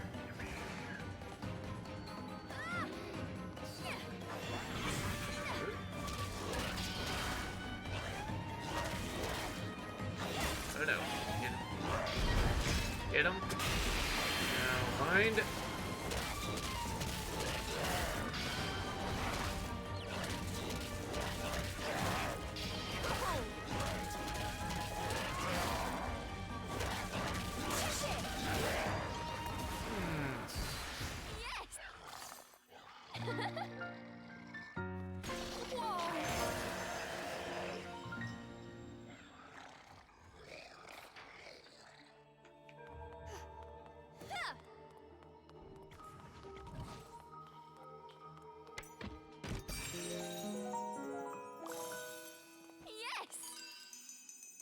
And another vitality pedal complete.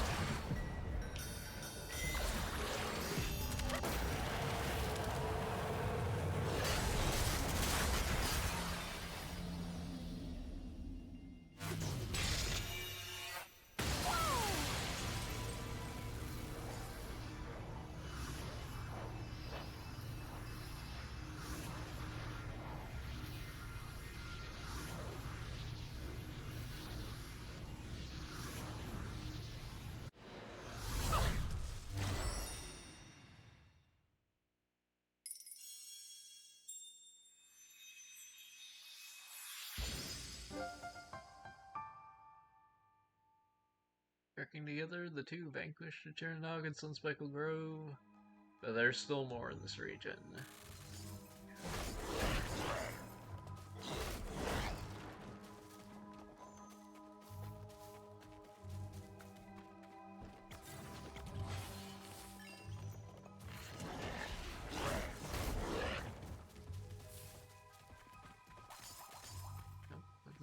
What's this? Something's carved here. Capture all humans who enter the forest. Cheshire, over here! Chalkroot Hollow. Hello there, miss. Who's there? Ceresa's heart leapt at the sudden voice. Good question. Let's just say I'm the one you talk to when you want to know about the goings-on in this forest. Well, I'm not a fairy, at least. Take my word on that one. Says the creepy voice from the shadows. Try asking me something if you don't believe me. I'll answer any question you have. Okay, have you seen any black wolves around the forest lately?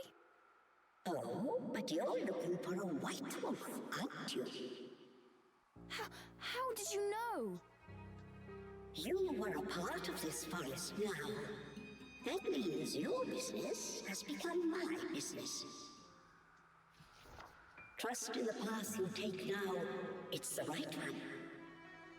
But you won't be able to find those elemental cores as easy as you think. You know about the elemental cores too? Okay, tell me more. Ahead, there is an old circus tent fairies use to lure human children into the forest. The crazed ringmaster enslaves poor souls there to perform in his shows until they die. Until they die? My apologies. Was that too scary? But you needn't worry. You and that demon of yours won't croak that easily. You've caused a big ruckus among those fairies since you entered this forest. That just proves they're scared of you. And that demon, of course. Well, I'm afraid I must go. I wish you both safe travels.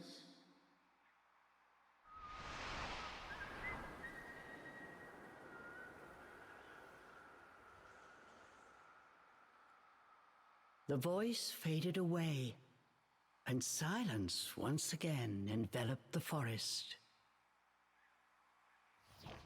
And she's gone.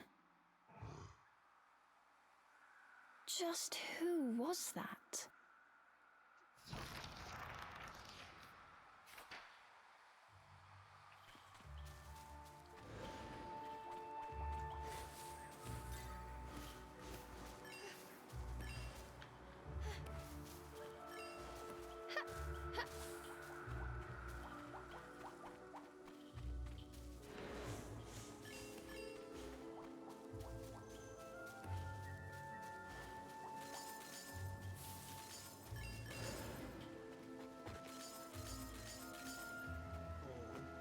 It's this ladder.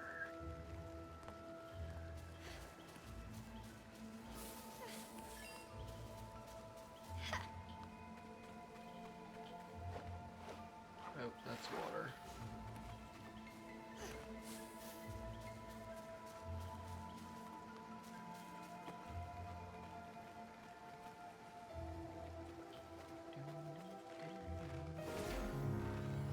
Hey, new sanctuary. Oh, perfect. Oh, perfect, since we're right at the end of the stream. Okay, 471. Need an Inferno fruit for that.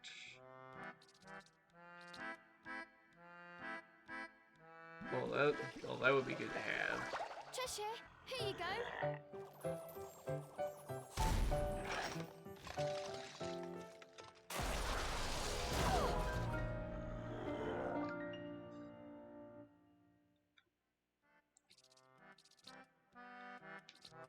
And can I get anything for Cereza?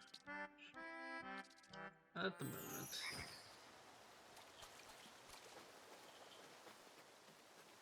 Alright, I'm I think exhausted.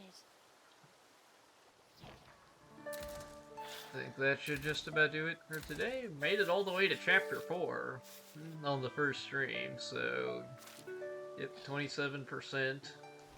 So yeah, I think this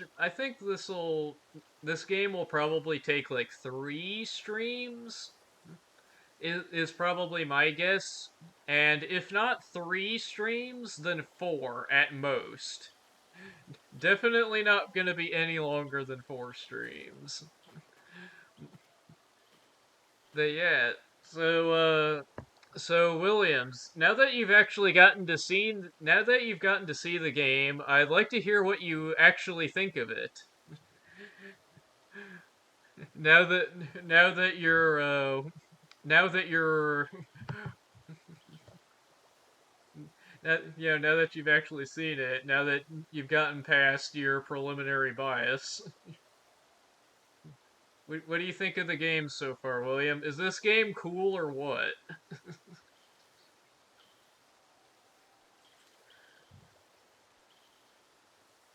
So yeah. Yes, I'll raid That girl.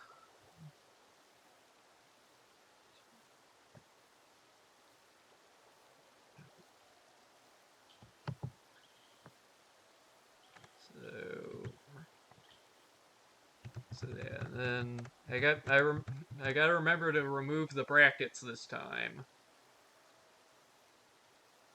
Well,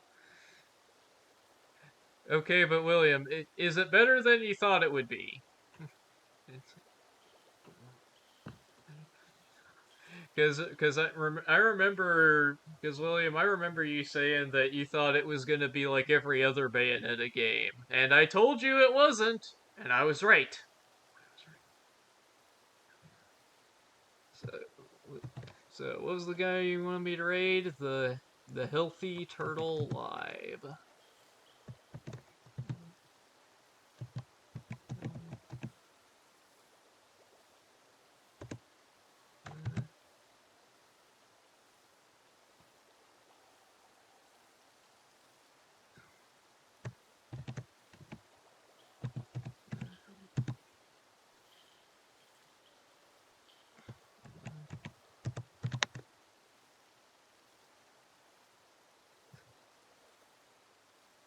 Shut up, Grape.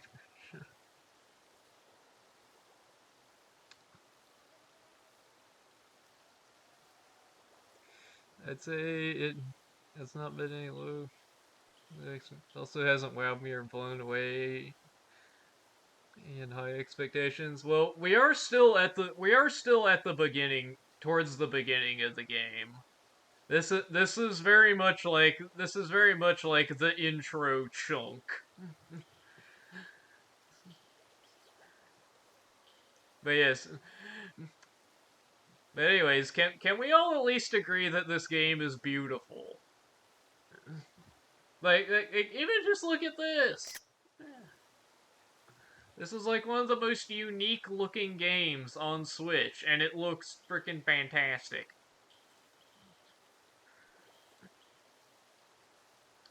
So, okay, I think this should work. Shut up, William. Why are you guys calling this game Genshin Impact for no reason? It has nothing to do with that. You're just saying that to to frickin' meme on a game that I love. Okay, so yeah, there's the raid. There's, and I'm gonna end stream now. See ya.